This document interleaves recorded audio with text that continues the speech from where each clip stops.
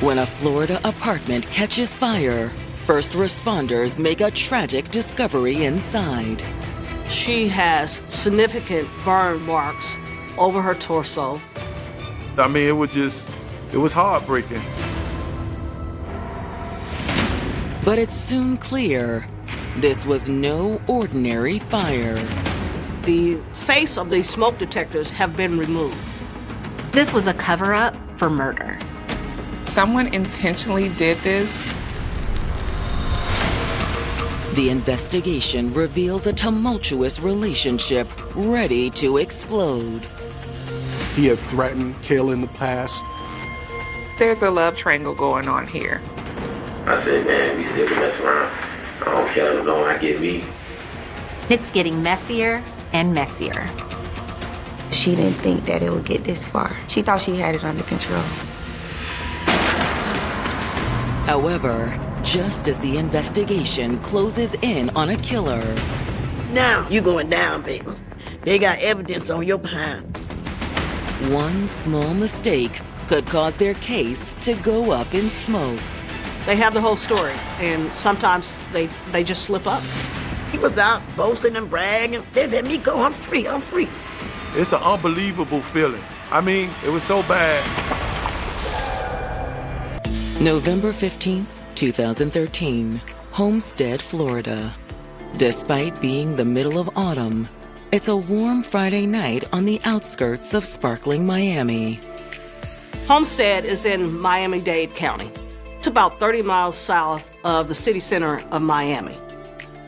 Homestead is more suburban. It's more strip malls and other things like that instead of the big high-rises and condos and clubs and fancy hotels that you're going to find on South Beach. But at 9 p.m., Miami-Dade Fire and Rescue are in a race against time. Miami-Dade Rescue 911 received a number of calls about a fire in an apartment complex in Homestead, Florida. Miami-Dade County Police and Fire, what is your emergency? We're on fire. Please send us up right away. What's on fire? It's one of the apartments. It's the third floor. When the authorities arrive on scene, officers evacuate the remaining tenants, while firefighters prepare to extinguish the blaze. Fortunately, a sprinkler system inside the unit has worked to put out most of the fire, and they're able to put out whatever remnants of the fire remain. Amidst the chaos, they learn the apartment belongs to a 22-year-old woman named Kayla Gloucester. I received a call from the apartment management that the apartment was on fire. Immediately, I hung up the phone and I called Kayla. I called and I called and I called and she didn't answer. I was calling her phone trying to see where she at. I thought she had jumped in the car with somebody and went and left a pot on the stove. However, when firefighters enter the apartment, they make a tragic discovery. Kayla Gloucester is lying on the floor. Her body is burned. She didn't even have a chance. Kayla is dead. 22-year-old Kayla Gloucester had a vibrant personality that set her apart from the crowd. She was a firecracker. I mean, she was loving but a little bit feisty.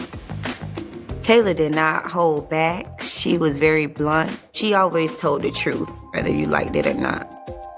But when you get to know her, she's very funny. She was fun to be around. She was a jokester.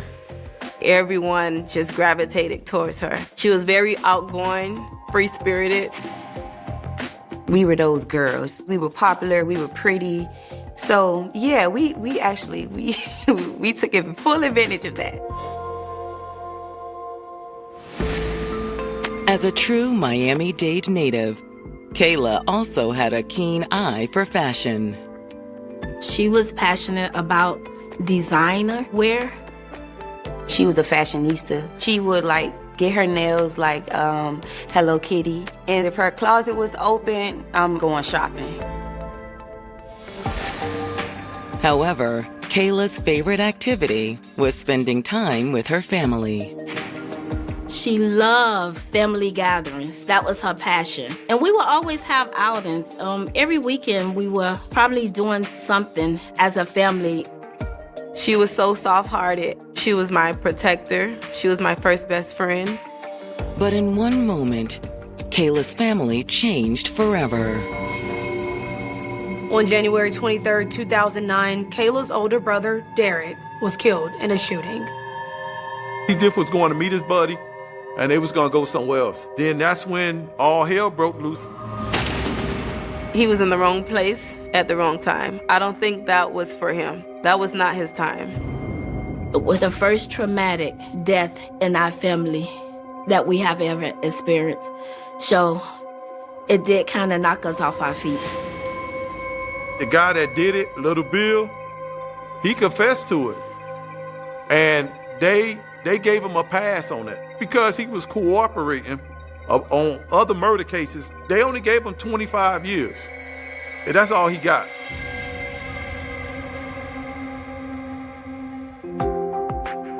In the wake of her brother's murder, Kayla became even more driven. She wanted to go on to be a correction officer, but after she finished school, she had to work at these jobs here and there. Kayla worked at the car wash and Pizza Hut. Eventually, Kayla saved up enough funds to afford her first apartment. They had a gate, you had to go inside the gate and stuff. It was a nice, quiet area. It was really nice. Kayla had also started dating someone new, 32-year-old Robert Halton.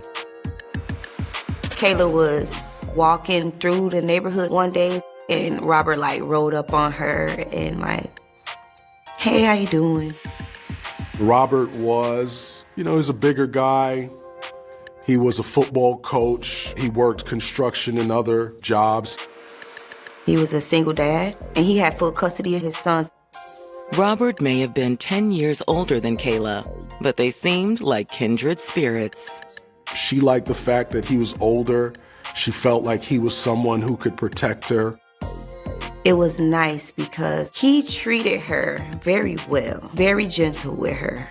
He would give her whatever she wanted. And if she ever come to him with a request, he was able to provide it for her. But now, Kayla Gloucester has been found dead in her South Miami apartment after it went up in flames. And a closer look of the scene reveals signs of foul play. When looking at the smoke detectors, what they realize is that the face of the detectors have been removed. Even more chilling, the burns aren't Kayla's only injuries. Kayla has also been stabbed in the throat. Maybe this wasn't an accidental fire. Maybe this was a cover-up for murder.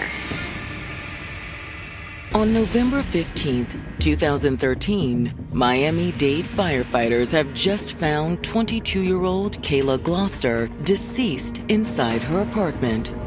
She has significant burn marks over her torso. And it's soon clear Kayla's tragic death was no accident. The face of the smoke detectors have been removed. Kayla has also been stabbed in the throat. They now have homicide on their hands. As Kayla's family members arrive on scene, they're hoping for good news. We didn't know what had happened. We just knew the apartment was on fire, and that was it. But their hopes are soon crushed. Next thing you know, I see 4 cars pull up. I see the badges, and it got homicide. That's when he told me they found her dead. I was broken. I was broken. To endure another loss of losing a child, that's a pain is unexplainable. Yet to lose one, then to lose another one. I mean, we cried together. I mean, it was heartbreaking. It was heartbreaking. I was miles away when my dad called me. That moment was very shattering, and it was the second tragic event that has occurred in my life.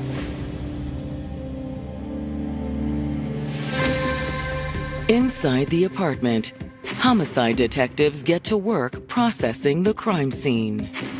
What they discovered was blood in several locations. There was blood on the bedroom door frame and the closet. There's blood in the bathroom. There's blood by the toilet. There's blood on the bathtub area. Investigators surmise that whatever happened to Kayla, she put up a fight. They noticed that she has deep cuts to her hands. The girl was in there getting it down. She did not make it easy. Her wounds and her injuries, it conveyed that.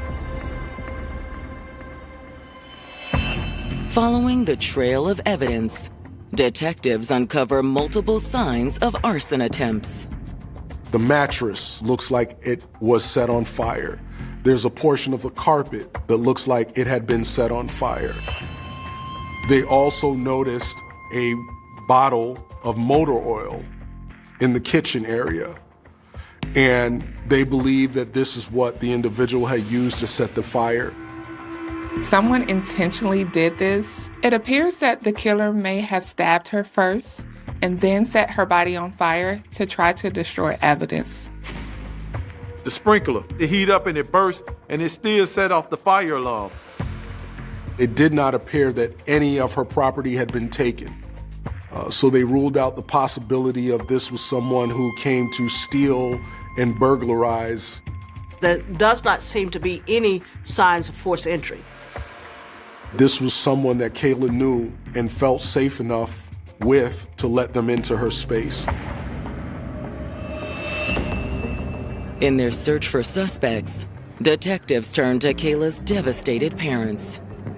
Do they have any idea who could have done this to her? She was not troublemaker in the sense where she would just attract that type of energy from anyone. But Kayla's parents say there is one person who's been causing trouble in Kayla's life. That person was Robert Holton.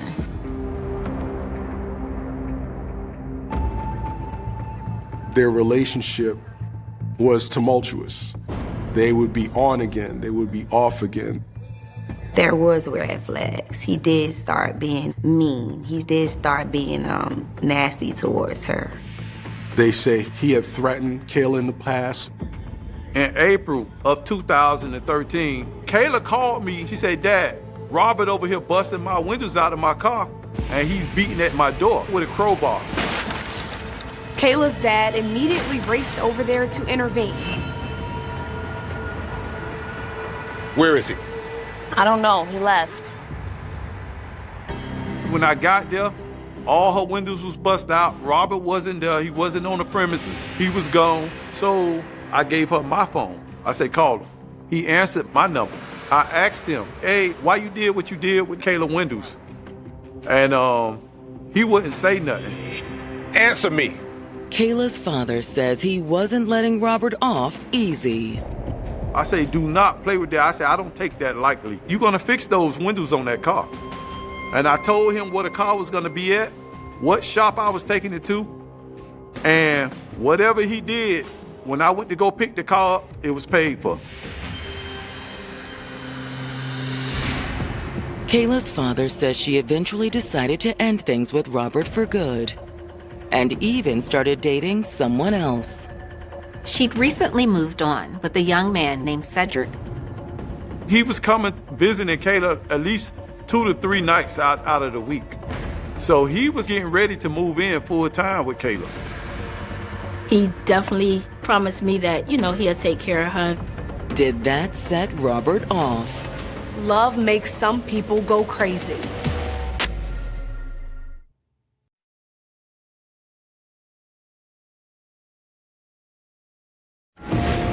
Miami-Dade detectives investigating the murder of 22-year-old Kayla Gloucester have just learned that she'd recently ended things with her on and off boyfriend, Robert Holton, and moved on with a young man named Cedric. He was just a little bit older than us. Took care of his family, took care of everyone around him. Just then, Cedric arrives at the crime scene, shocked by the tragic news. I actually liked him for Kayla. I mean, it was nothing but respect and love. I mean, he got my number, I got his number. He was actually, I feel like, the love of her life, almost. Now, detectives wonder if Robert was so jealous of Kayla's new relationship with Cedric that it motivated him to kill her. They want to speak to Robert Holton ASAP. He agreed to speak with them.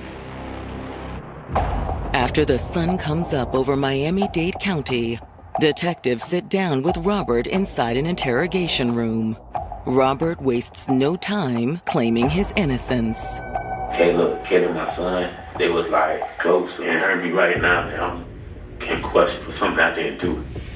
He says that she's someone that he loves and cares about and that he wouldn't want to see anything bad happen to her.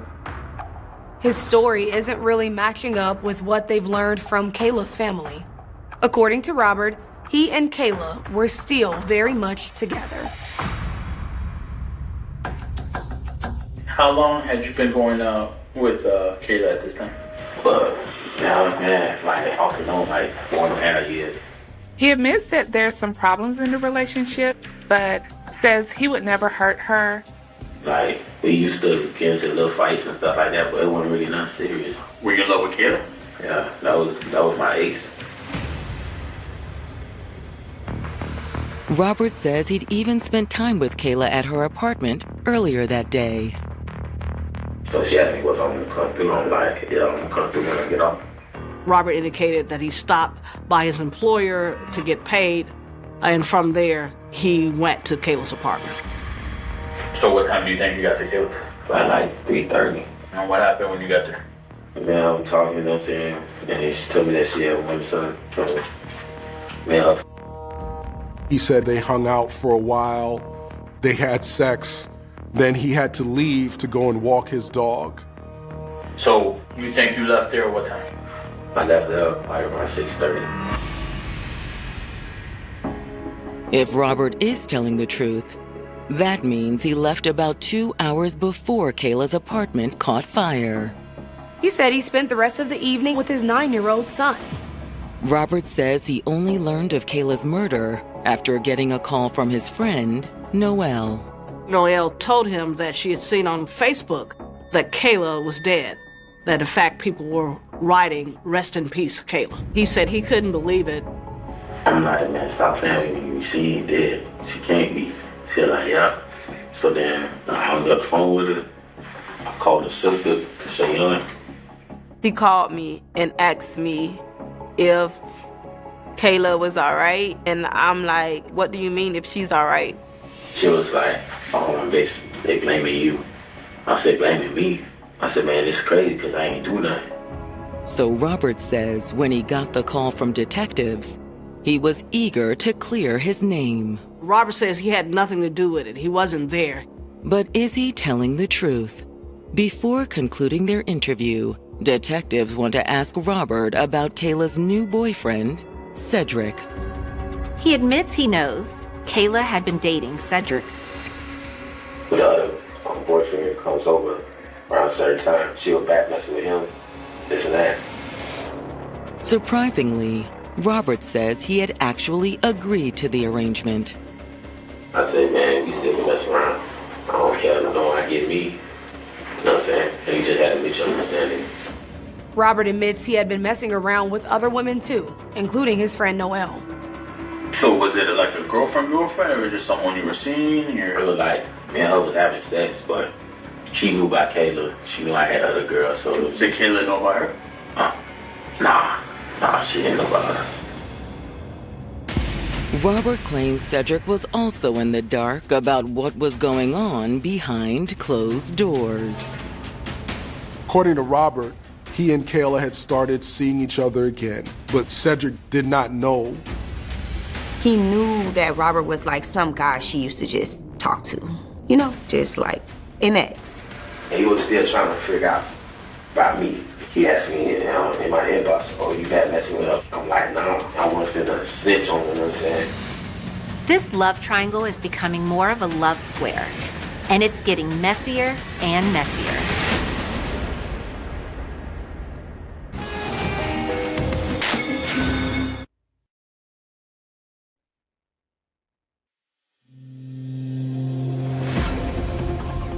In speaking with the on and off boyfriend of murder victim Kayla Gloucester, Miami-Dade detectives have learned she was embroiled in a complicated love triangle. According to her family, Kayla broke up with Robert and started dating Cedric, but Robert says he and Kayla were still very much together. Robert just admitted that him and Kayla had just had sex in her apartment just a few hours before she was killed. But Robert claims he and Kayla had a special arrangement. I said, man, we still can mess around. They were both seeing other people on the side. While Kayla was dating Cedric, Robert was hooking up with his friend Noel. Just then, investigators make a telling observation about Robert's hands. He had some injuries on his hand that would be consistent with someone who may have engaged in stabbing someone and cut themselves. However, Robert quickly offers up a defense. He said, oh, I do construction. That's how that happened. Now, the investigators are even more suspicious of Robert, but they'll need additional evidence before they can make an arrest in this case. Investigators asked him if he'd consent to giving a DNA sample, and Robert agreed to let them take the sample. As detectives await the results of the DNA test, the report from Kayla's autopsy comes in. And what it says stuns everyone. The autopsy results show Kayla wasn't just stabbed in the neck and set on fire. She was also choked and drowned. She had been strangled to the point that a blood vessel in her eye had burst. She had water in her lungs. Her lungs was twice the size of a person of her stature. It's a lot of water she swallowed.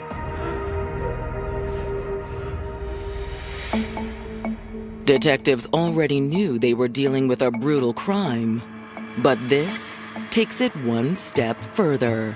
This is overkill. It was a multiple of things that killed her, meaning that she suffered. She was suffering. And detectives soon get another surprise. A visit from Robert Holton's alleged friend and lover, Noel. In the interview with Robert Holton, he had told the detectives Noel told him of the death of Kayla. But according to Noel, there was much more to the story than that. Robert said, hey, you know what? I'm just going to come by your house. Robert picked Noel up, and they continued their conversation on the road. At some point, she joked with him that, oh, I know you did it. And he joked back with her, oh, how did you know? Then the conversation took a dark turn. Robert asked Noel to help him with his alibi, and she's like, oh my God, he really did it. Robert confessed to her that he had killed Kayla. He indicated that he just lost it. He lost control. According to Noel, it all began when Robert and Kayla were getting intimate earlier that evening, but he could tell Kayla wasn't into it. Therefore, he was having some difficulty performing, so he asked Kayla to give him oral sex. She declined. He got offended and started calling her names, so she told him to get out. Get out. Get out now. Robert said that the fight ensued. He indicated that Kayla hit him. Kayla mentioned that Cedric was better than him. And that really set Robert off. He just lost it. He lost control. He clicked, and he picked Kayla up and slammed her. And like kind of dazed her. Then he dragged her into the bathroom and attempted to drown her in the toilet and strangle her. But the attack didn't end there. He went to the kitchen, he grabbed a knife, he came back and stabbed Kayla. It wasn't just like one hit and she was out. She gave him a run for his money. She was fighting for her life. Once Kayla was dead, Robert knew he needed to cover his tracks. When he first tried to set the mattress on fire, it wouldn't take. So he went and he got some motor oil from his car and brought it back to set the place on fire. After torching the mattress, he went back to try and burn Kayla's body as well, assuming the flames would destroy all the evidence. Then Robert left Kayla in the bathroom, laying in her own blood, with the apartment on fire. 8.5 hours later, when Robert asked Noelle to help him with his alibi, she couldn't believe what she was hearing. He asked her if the police asked her any questions, if she would tell them that he was there at her apartment until 10 o'clock that night. Noelle was understandably resistant to get involved in this, and that made Robert angry. As they were talking, he became more aggressive and angry. So aggressive and angry that she wanted to get out of the car. But Robert wasn't having it. She said, I am so scared. She was trapped inside a moving car with this maniac.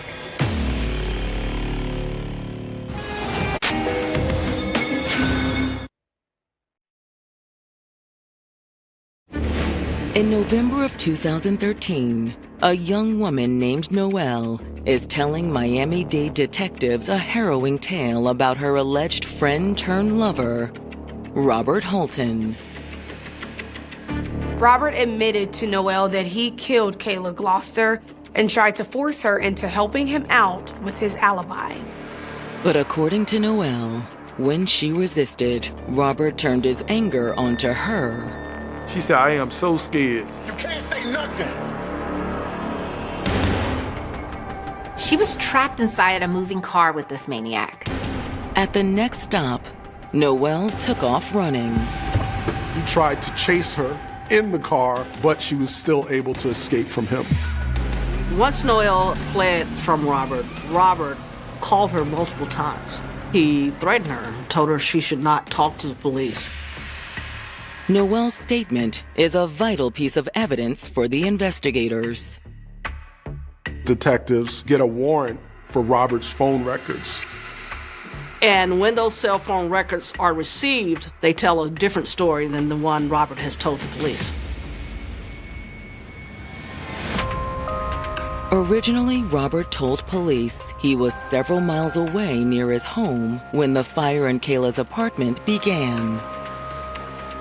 Despite his testimony, his phone was pinging on cell towers near Kayla's apartment as late as 8:57 that evening. That's just minutes before rescuers arrived on the scene. For investigators, this is huge. The dots are connected. He had lied about where he was, and his phone records proved that. Furthermore, a search of Robert's criminal history reveals he has a lengthy rap sheet. He had assault charges for an unrelated incident. There had been instances of domestic violence. Unfortunately, though, investigators will need more evidence to officially charge Robert with Kayla's murder. Even with the phone logs and Noelle's testimony, they wanted physical evidence to connect Robert to the crime. They did not want him to get away with it, and they were very meticulous, and they took their time. Detectives' last hope rests on the results of the forensic testing. The labs sometimes take months, if not years, to return the results of DNA samples. During the time of the police investigation, Robert was not in custody. I just knew that he was out. My best friend is gone. We knew he did it. And we just felt like he was just out, just roaming. He was like making Facebook posts like, oh yeah, y'all thought I killed Kayla. Why would I do that to my ex? He was out boasting and bragging. Oh, I ain't did nothing. Man, I'm free. They let me go. I'm free. As the weeks and months drag on, Kayla's family begins to wonder if they'll ever see justice. I didn't have any words. I just wanted him to serve the consequences of the wrong that he did to her. According to Kayla's father, he eventually tried to take matters into his own hands. I went to his mama's house, I knocked on the door. He put the police on me. He told the police her dad is a problem, he pushing the issue. And I was like, you damn right I'm gonna push the issue. You damn right, that's my child. In fall of 2014, detectives finally received the call they've been waiting for from the forensics lab. It took almost a year before detectives were able to get the results of those DNA samples, but it was a match. Robert Holton's DNA was a match for blood found at the crime scene. That would be very hard to explain unless he was involved in the attack on Kayla. This indicates that while Robert was stabbing Kayla, he cut himself. And this blood was proof of that fact. Now you going down, baby. They got evidence on your behind. On October 15th, 2014, Miami police arrest Robert at home. Thank you, Jesus, honey, because it was already done and said. Just receiving that call, it was a big relief because I was like, I f***ing knew it. It's a small victory, but detectives know they still have work to do. They continue to press Robert for answers. He's trying to say, oh, when he left her, she was still alive. That was his argument, that yeah, I was there, but I had left. At this point, detectives know Robert is lying. It bothered you that she was seeing somebody else. You can't be in love with her like that and not be bothered at knowing that some other guy's in her. Nah, not really, because if that's the case, I want to win back with her. To be honest with you, you're full of Robert. I want to be the second boyfriend. That's what he told me over the phone. But men don't do stuff like that. We want to be number one. Robert constantly denies that he was in fact involved in Kayla's murder. Over and over again, he says, I didn't kill that girl. I didn't kill this Robert. I did not kill this girl, man. Robert. Detectives tell Robert they have everything they need to prove him guilty, with or without a confession. The evidence is there. Everything is laid out. Eventually, Robert says that he wants an attorney. That's all you need to say, Robert. That's all you need to say. It's over from this point. Once police leave, Robert finally appears to feel the full weight of the charges against him. Yeah, this bull crap. My blood mixed with her blood. Ain't no way in the world. I was not mixed with her blood, man. He tripping. He now realizes he's caught. So yeah, he was scared. He was definitely scared. Investigators charge Robert with second-degree murder as well as arson. And 1 year later, in 2015, Robert finally goes on trial.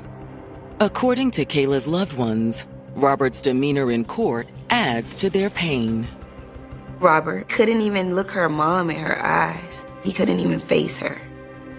I felt we was doing an exorcism in court. That's what I felt. But just as Kayla's family is preparing to receive justice for their loved one, the court proceedings come to a grinding halt. The judge is forced to declare a mistrial. In 2015, nearly 2 years after the brutal death of 22-year-old Kayla Gloucester, her former boyfriend, Robert Holton, finally stands trial for murder. But getting justice for Kayla will be easier said than done. A detective had stated during his testimony that Robert Holton was involved in another crime. They couldn't mention that. There's certain evidence that has to be excluded because they believe it's too prejudicial. So the judge decided that in the interest of justice, that case would end in a mistrial.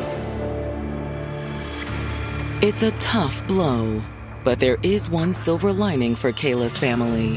When prosecutors initially indicted Robert, they went with second-degree murder to be safe because they weren't sure if they'd be able to prove premeditation. But after the first trial, they felt more confident. It was beneficial for us because then the charges changed. When it was second degree, it went to first. And now, with the first-degree murder charges, Robert is eligible for the death penalty. However, Kayla's loved ones must wait 8 grueling years for another trial. I was very impatient. You're right, like I wanted him to pay for what he had done. Finally, in August 2023, with a brand new jury, Robert once again faces the court. But this time, a new problem arises. The jury decided that they could not reach a unanimous verdict. You had one person that didn't want blood on their hands because it was a death penalty case. One mistrial may happen. 2 mistrials is a lot less common. For Kayla's family, the announcement of a second mistrial is a crushing blow. But in April 2024, the stage is set once again. Everyone is hoping third time's a charm. In their third time presenting the case, prosecutors argue Kayla's murder was an act of jealousy and control. His methods was very calculated, and he used that to his advantage to keep being in her life. But when Kayla flipped the script on Robert, he couldn't handle it. She started flourishing in another relationship with someone else, and that someone was Cedric. When Kayla threw Cedric in Robert's face, something in him snapped and he unleashed all the rage that was building inside him. I don't think she was afraid of him, honestly. But she didn't think that it would get this far, to be honest. She thought she had it under control. When the jury retires to deliberate, Kayla's loved ones are anxious for the results. I was on pins and needles. Didn't know what was going to happen again. But this time, the jury is able to reach a unanimous decision. Robert Holton was declared guilty of first-degree murder and guilty of arson. It was just so like full of emotion. Like you could hear the relief in the courtroom. I could breathe now, just thinking, God, thank you. Justice has prevailed. However, the jury decides against the death penalty. The jurors decided to spare Robert's life and recommended to the judge a sentence of life without parole. I feel like life is better anyways. So you can sit and dwell on what you did. He got to suffer like he made her suffer. That's what he got to do. This was a case that shows that with patience and determination, a person doesn't have to get away with murder. Although Kayla's family is relieved to see justice served, they still live with the hurt of losing their loved one in such a devastating way. As a father, I'd be lying if I said I didn't want no revenge or some get back.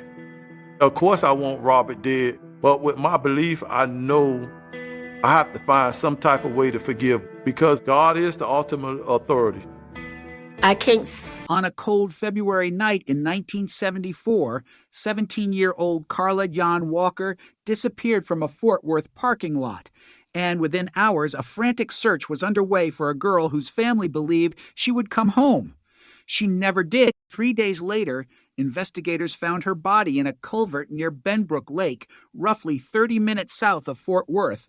and the discovery transformed a terrifying kidnapping into a murder investigation that would remain unresolved for 46 years. What investigators did not know that night was that the person responsible had left behind something that would survive the decades: biological evidence. At the time, however, DNA technology could not turn that evidence into a name. The killer would remain unidentified while Carla's family lived through birthdays, anniversaries, holidays, and decades of unanswered questions. And somewhere inside an old evidence file was a clue that would eventually change everything. Carla was a high school student at Western Hills High School, remembered as a spirited young woman and cheerleader, a teenager with an ordinary future stretching ahead of her. On the evening of February 17th, she had attended a dance before spending time with her boyfriend, Rodney McCoy. They eventually ended up sitting together inside McCoy's car in the parking lot of what was then the Brunswick Ridgely Bowl. It was the kind of place where a teenager could expect an ordinary night to end with a ride home, a conversation, and another school day waiting on Monday. Instead, the passenger door suddenly opened. A stranger appeared. McCoy was attacked and pistol whipped, while Carla was forcibly pulled from the vehicle. The attack was violent and sudden. McCoy would later tell investigators that he saw Carla being taken away by a man he described as white and approximately 5 feet 10 inches tall. Then the parking lot fell silent. Carla was gone. The attacker had disappeared, but he had made one mistake. During the assault, a magazine from a Ruger .22 caliber pistol was left behind in the parking lot near Carla's purse. That small object would become one of the earliest physical clues in the investigation. Detectives began working backward from it, trying to determine who in the area had owned or purchased a weapon compatible with the magazine. In 1974, however, investigators were operating in a world without the forensic tools available today. There was no modern genetic genealogy. There was no ability to search hundreds of thousands of genetic relatives. DNA profiling itself was not yet a practical investigative tool. Detectives had to rely on witness descriptions, physical evidence, interviews, records, and whatever information they could obtain from the community. Hundreds of leads were reportedly followed, and among the names that surfaced was a Fort Worth man named Glenn Samuel McCurley. McCurley had purchased a .22 Ruger, the same general type of weapon associated with the magazine found at the bowling alley. Police questioned him less than 2 months after Carla was killed. He told investigators that his pistol had been stolen before the murder. He also provided an explanation for his whereabouts around the time of the crime. Investigators even administered a polygraph examination, and McCurley passed it. At that point, police did not have enough evidence to arrest him, and the investigation moved on. The name that would eventually become central to the case was therefore already somewhere inside the original investigation, but there was no scientific bridge connecting McCurley to Carla's murder. There was suspicion. There were questions. There was the firearm connection.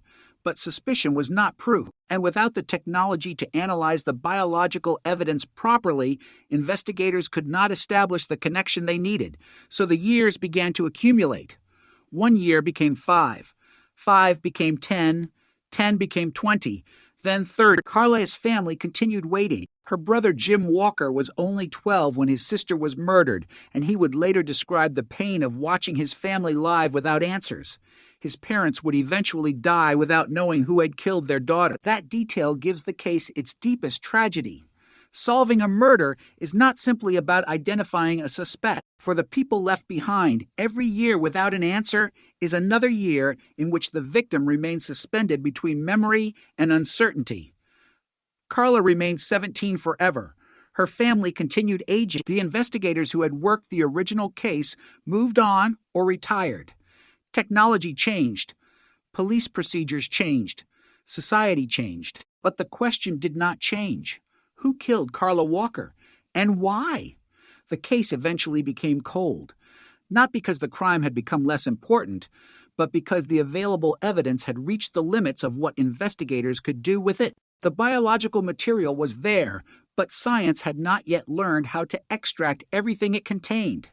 That distinction would become crucial decades later. In 2018 and 2019, renewed attention began building around Carla's case. A podcast episode helped bring the story back into public discussion, while friends of the Walker family pushed for renewed investigative attention. Detectives Leah Wagner and Jeff Bennett of the Fort Worth Police Department's Cold Case Unit reopened the investigation and began reviewing the old case file, including the names of people investigators had considered decades earlier. McCurley was still on that list, but now the detectives had something their predecessors had not possessed: modern forensic science. Old evidence from Carla's clothing was sent for renewed DNA testing. Scientists were able to develop a single-source male DNA profile from genetic material recovered from Carla's bra, something that earlier testing had not been able to accomplish. The result was extraordinary because the evidence had effectively been silent for decades, and now it was speaking. But the first answer was still frustrating. The DNA profile did not match a person in the FBI's National CODIS database. The unknown man remained unknown. For a moment, it looked as though history might repeat itself. The investigators had a genetic profile, but no name. Yet the science had changed enough that an unknown DNA profile no longer necessarily meant a dead end. The detectives turned toward forensic genetic genealogy, a developing investigative technique capable of searching for biological relationships rather than simply looking for an exact criminal database match. Instead of asking, "Who is this man?" investigators could ask, "Who is genetically related to this man?" That difference was enormous. Genetic genealogy could potentially transform an anonymous DNA profile into a family tree, and a family tree could eventually lead investigators toward a specific individual. The profile was sent to specialists, including Othram, a forensic laboratory in Texas that worked with advanced DNA analysis and genealogical investigation. What happened next would seem almost impossible compared with the original investigation. The unknown DNA began pointing toward a surname, McCurley. The name was not random. It was already sitting inside the old police file. Decades earlier, investigators had questioned a McCurley because of the point to 2 Ruger connection. Now, modern DNA science was independently pointing investigators back toward the same family, and suddenly the past was no longer buried. The old suspect list was no longer simply a historical document. It had become a roadmap. Investigators narrowed the genealogical possibilities to 3 McCurley brothers. One of those brothers was Glenn Samuel McCurley. The man police had questioned in 1974 was still alive nearly half a century later.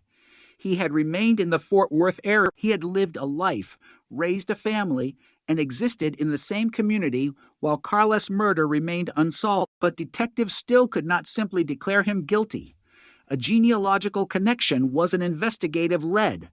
They needed direct DNA confirmation, so the investigation entered another critical phase. Detectives obtained discarded material from outside McCurley's home and recovered DNA that could be tested against the profile from Carla's clothing. The result was the confirmation they had been searching for.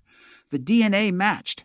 After 46 years, the anonymous biological profile had a name. The suspect who had once been questioned and released was suddenly at the center of a murder investigation again. On September 21, 2020, police arrested 77-year-old Glenn Samuel McCurley at his Fort Worth home and charged him with capital murder. For Carla's family, the news was staggering. The case that had consumed generations had finally moved. A name had become a suspect. A suspect had become an arrest, and the evidence that made it possible had been collected decades earlier, waiting for science to catch up. But even then, one question remained hanging over the investigation like a shadow. What had really happened inside the darkness of that February night? And why had Carla been targeted? The DNA could identify the man connected to the evidence, but it could not explain the mind behind the crime. It could not restore the 17-year-old girl whose future had been stolen. It could not give her parents the decades they lost waiting for an answer. And it could not erase the fact that the man police had once questioned had remained free for nearly half a century. The arrest was therefore not the end of Carla Walker's story. It was the moment when a 46-year silence finally cracked open, revealing that the answer had been closer than anyone realized, hidden inside evidence that had survived long after memories faded. And as investigators prepared to bring the case into court, the question that had haunted Fort Worth since 1974 was no longer simply who killed Carla Walker. Now there was a name. Glenn Samuel McCurley, and for the first time in decades, that name was attached to the evidence. The name had returned to the file, but this time it carried something the investigators of 1974 never had: DNA. For nearly half a century, Glenn Samuel McCurley had existed in the history of the Carla Walker investigation as a possibility that had been examined and then set aside. In 1974, detectives knew he owned a Ruger .22, the same general type of weapon associated with the magazine recovered from the bowling alley parking lot. They questioned him. He told them the gun had been stolen. He underwent a polygraph examination and was not arrested. The case eventually went cold, but when Fort Worth detectives Leo Wagner and Jeff Bennett reopened the investigation decades later, McCurley's name was still there, buried among the old leads, waiting for someone to look at it with modern eyes. The breakthrough began with evidence that had survived since the night Carla was abducted. Investigators sent items from the original case for advanced DNA testing. A single-source male DNA profile was developed from genetic material recovered from Carla's bra. That profile did not match anyone in the FBI's national DNA database. In another era, that might have been the end of the road.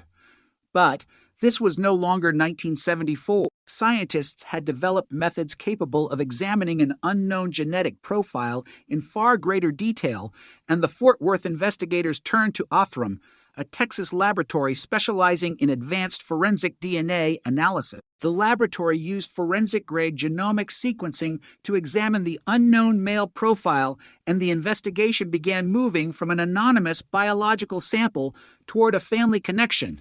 Then came the phone call that changed everything. In July 2020, investigators were informed that the genetic information pointed toward a family name, McCurley.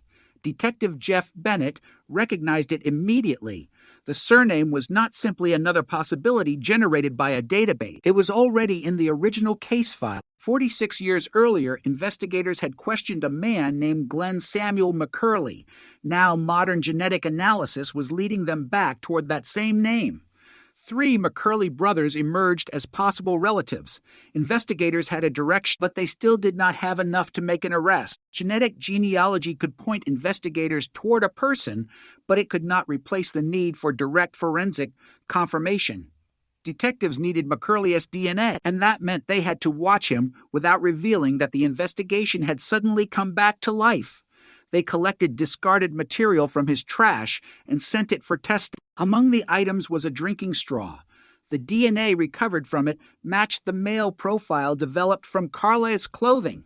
Investigators then obtained a direct DNA sample from McCurley, which also matched. The biological evidence had now crossed a line that could not easily be ignored. The unknown male connected to Carla was no longer anonymous. He was Glenn Samuel McCurley. And yet the most astonishing part of the story was still ahead, because the detectives were not confronting a stranger who had suddenly appeared from nowhere. They were confronting a man whose name had already been written into the investigation nearly half a century earlier. That fact changed the emotional temperature of the case.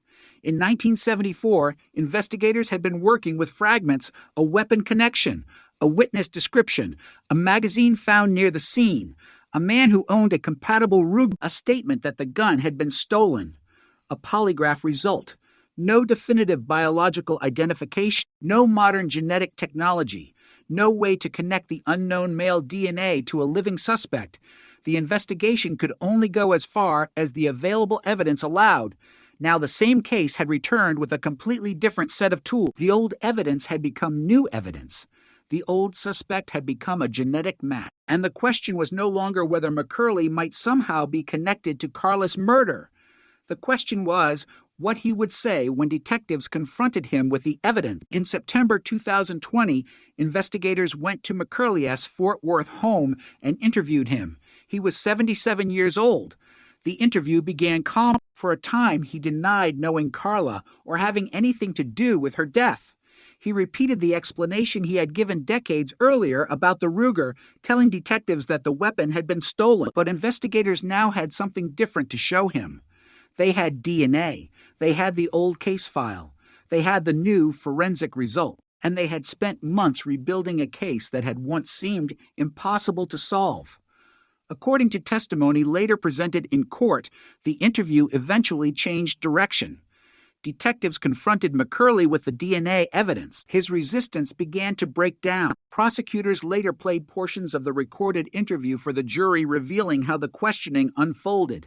McCurley eventually admitted to killing Carla. He told investigators that he had been drinking whiskey and beer and driving around Fort Worth that night. He initially offered an account that attempted to portray the encounter differently, but investigators continued pressing him about the evidence. Eventually, according to the trial record, he acknowledged that he had strangled Carla. There was another detail that would become extraordinarily important. McCurley told detectives where the Ruger pistol was hidden. Investigators executed a search warrant at his home and found the weapon concealed in the ceiling. The gun that McCurley had told investigators in 1974 had been stolen was now reportedly found hidden inside his home decades later. The discovery gave the old firearm clue an entirely different significance. What had once been an unresolved lead had become part of a much larger evidentiary picture.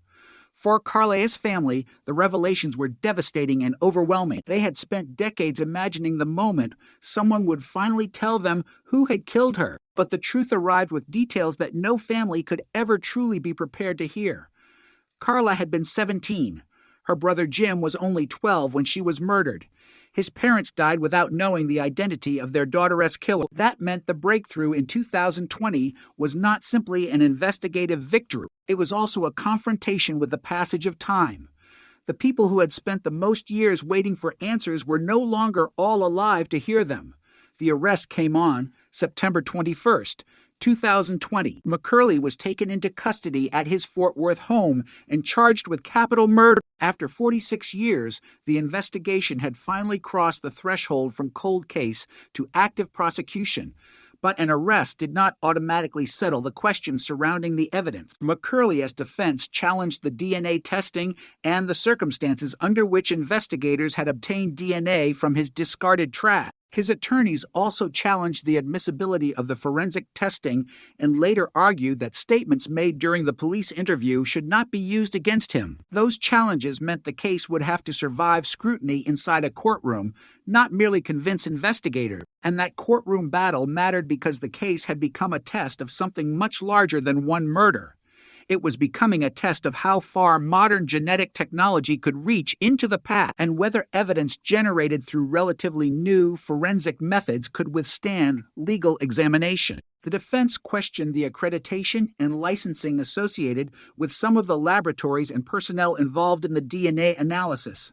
Prosecutors argued that the scientific evidence was reliable and admissible. The judge ultimately allowed the contested evidence to proceed toward trial. The legal arguments revealed just how complicated the investigation had become.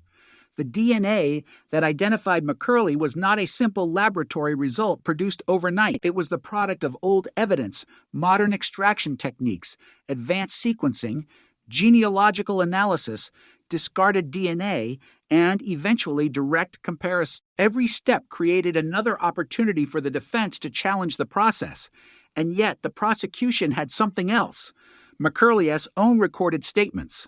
According to the later appellate record, he had admitted to killing Carla. He had also directed investigators to the location of the Ruger, which they found inside his home. The case finally reached trial in August 2021, nearly 47 years after Carla's murder. The first days were filled with painful testimony. Rodney McCoy, Carla's boyfriend, returned to the story he had carried since he was 17 years old. He described sitting with Carla in the car that night when the passenger door suddenly opened. He described being struck with a pistol. He described Carla being pulled away, and he remembered the last words she said to him, "Go get my dad." Those words were more than evident. They were the final fragment of Carla's voice preserved from the night she disappeared. Nearly half a century had passed, but inside that courtroom, the timeline seemed to collapse. The teenager who had spoken those words was suddenly present again through the testimony of the boy who had heard them. The family listened. Friends listened. Investigators listened. And across the courtroom sat the man prosecutors said had taken her. Then came the evidence itself. Investigators brought out the old clothing preserved from the 1974 investigation. Carla's dress, the garments connected to the crime scene. Items that had spent decades sealed away, evidence that had survived longer than some of the people who originally collected it.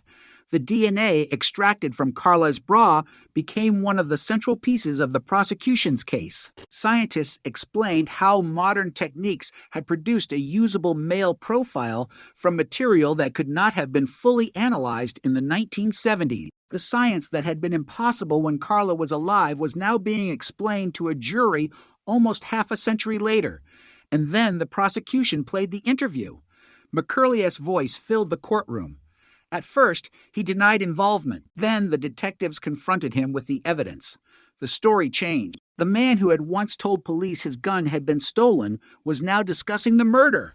The man who had remained outside the reach of the investigation for decades was describing what investigators believed had happened to Carla, and the courtroom was forced to listen as the old mystery finally began to speak in the suspecta's own voice. But even with the DNA, the gun, and the recorded statements, McCurley initially pleaded not guilty. The trial continued. For 2 days, testimony and evidence were presented. Then, on the third day, something happened that no one in the courtroom expected. McCurley changed his plea. He pleaded guilty to capital murder. The judge accepted the plea and sentenced him to life in prison. The 46-year mystery had reached its legal conclusion, but the moment did not feel like a celebration. Carla's family cried. Friends embraced. The courtroom became a place where two families, connected by a crime neither had chosen, were forced to confront the consequences of what had happened. McCurley's son Roddy approached Carla's brother Jim Walker. The two men embraced and cried together. It was one of the most unexpected images of the case, because the victim's brother and the convicted killer's son were standing together in the same courtroom, both devastated by a crime that had shaped their lives in completely different ways. And even after McCurley pleaded guilty, one question remained hanging in the air. 46 years earlier, investigators had already questioned him. They had already known his name. They had already known about the Ruger. Yet they had not been able to prove what they suspected. Now, decades later, DNA had returned to the same name and provided the missing connection. The case had come full circle, but the circle was not complete for Carla's family. They had an answer, but they could never have the years back. They had a conviction, but not their sister and daughter. They had the truth, but the truth arrived after generations had already passed. And as the courtroom emptied and McCurley began his life sentence, the old case file that had once represented failure now represented something else entirely. Proof that evidence can wait longer than people expect, that a name can disappear from an investigation without disappearing from history, and that a mystery considered unsolvable in one generation can become solvable in another. Carla Walker had been 17 when she vanished. She was still 17 when her family finally learned who had killed her. The difference was that 46 years had passed between those two moments, and the evidence had been waiting all that time for someone to finally understand what it was saying. The most unsettling thing about a cold case is not the silence.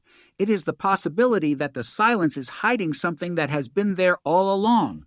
For Carla Walker, that possibility became reality. The evidence collected after her murder in 1974 had survived for decades, and when investigators finally returned to it with modern forensic technology, it began revealing information that had been impossible to obtain when Carla was alive.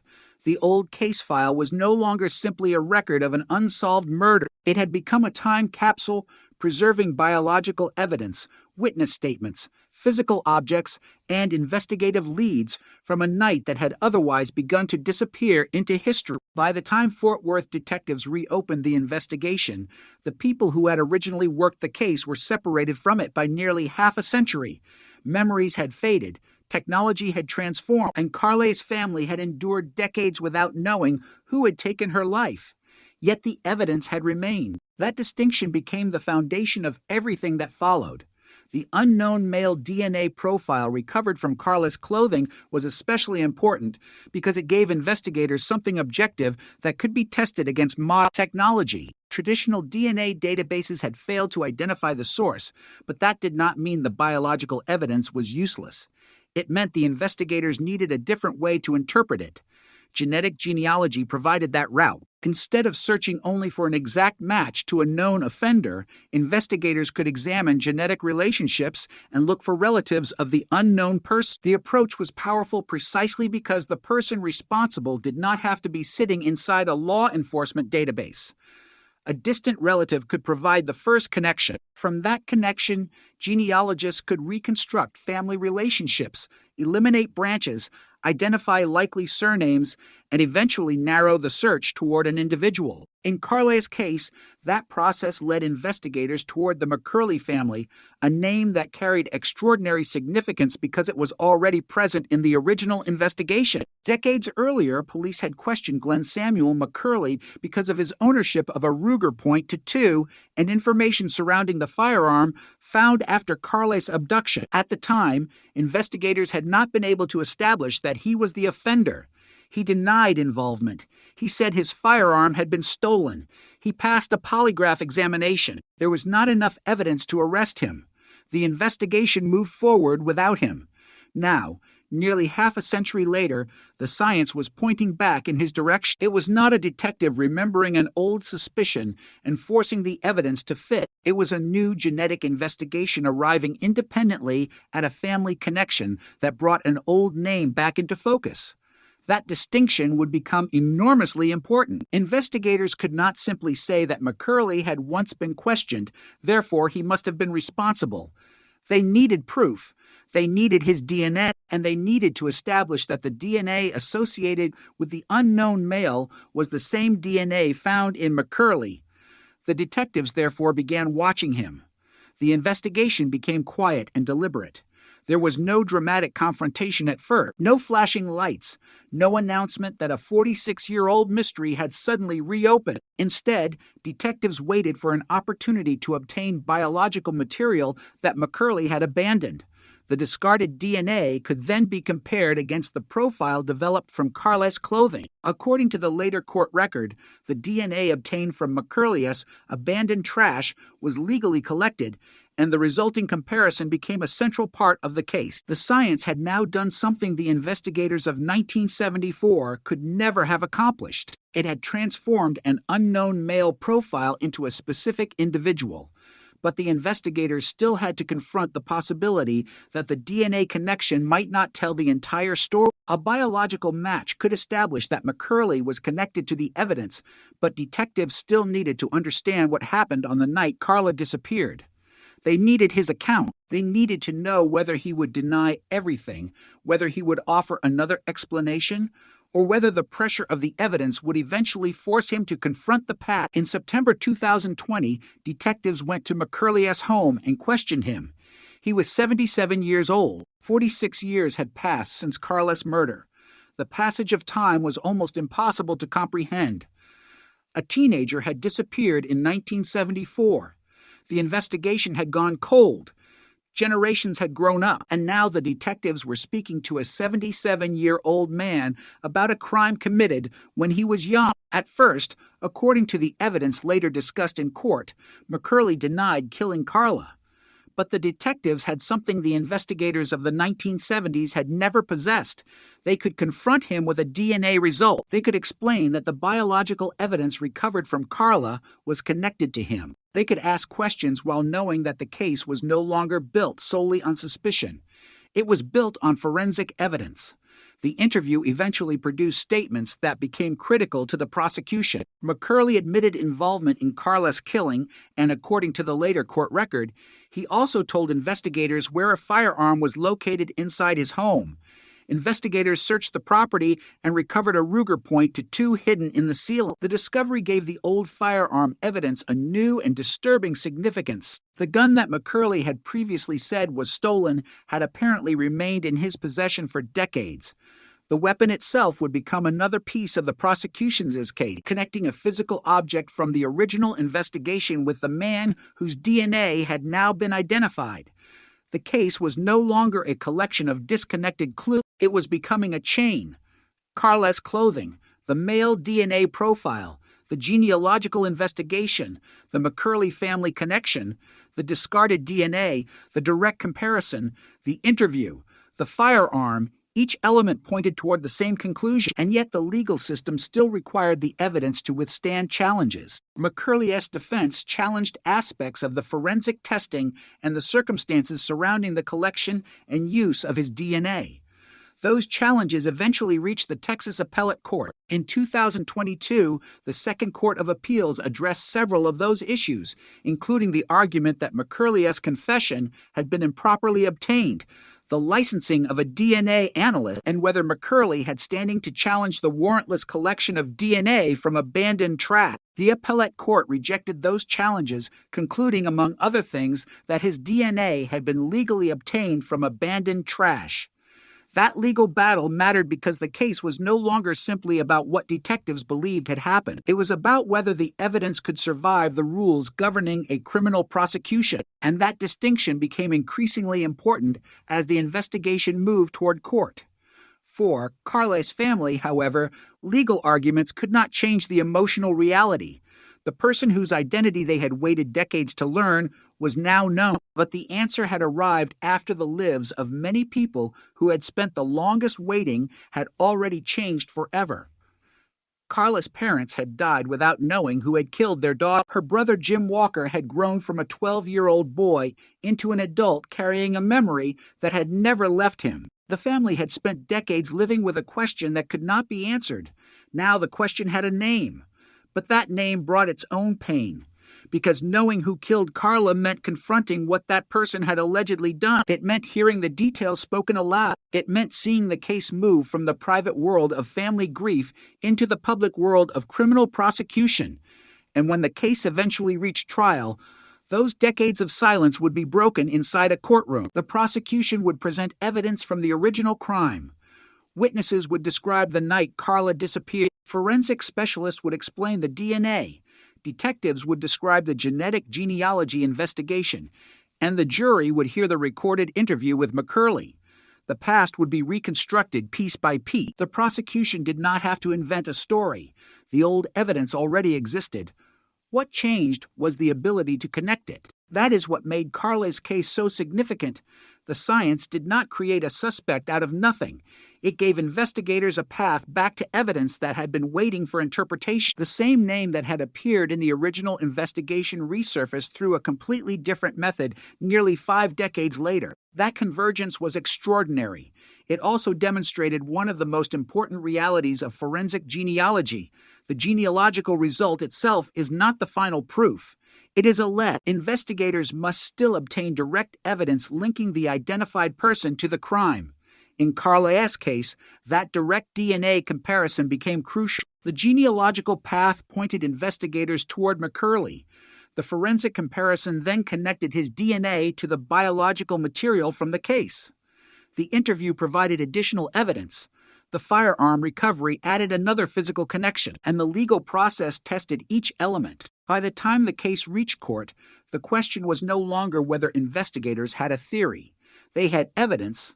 The final stage would be about whether McCurley would contest that evidence before a jury or accept responsibility in court. In August 2021, after decades of uncertainty, the case finally reached its decisive moment.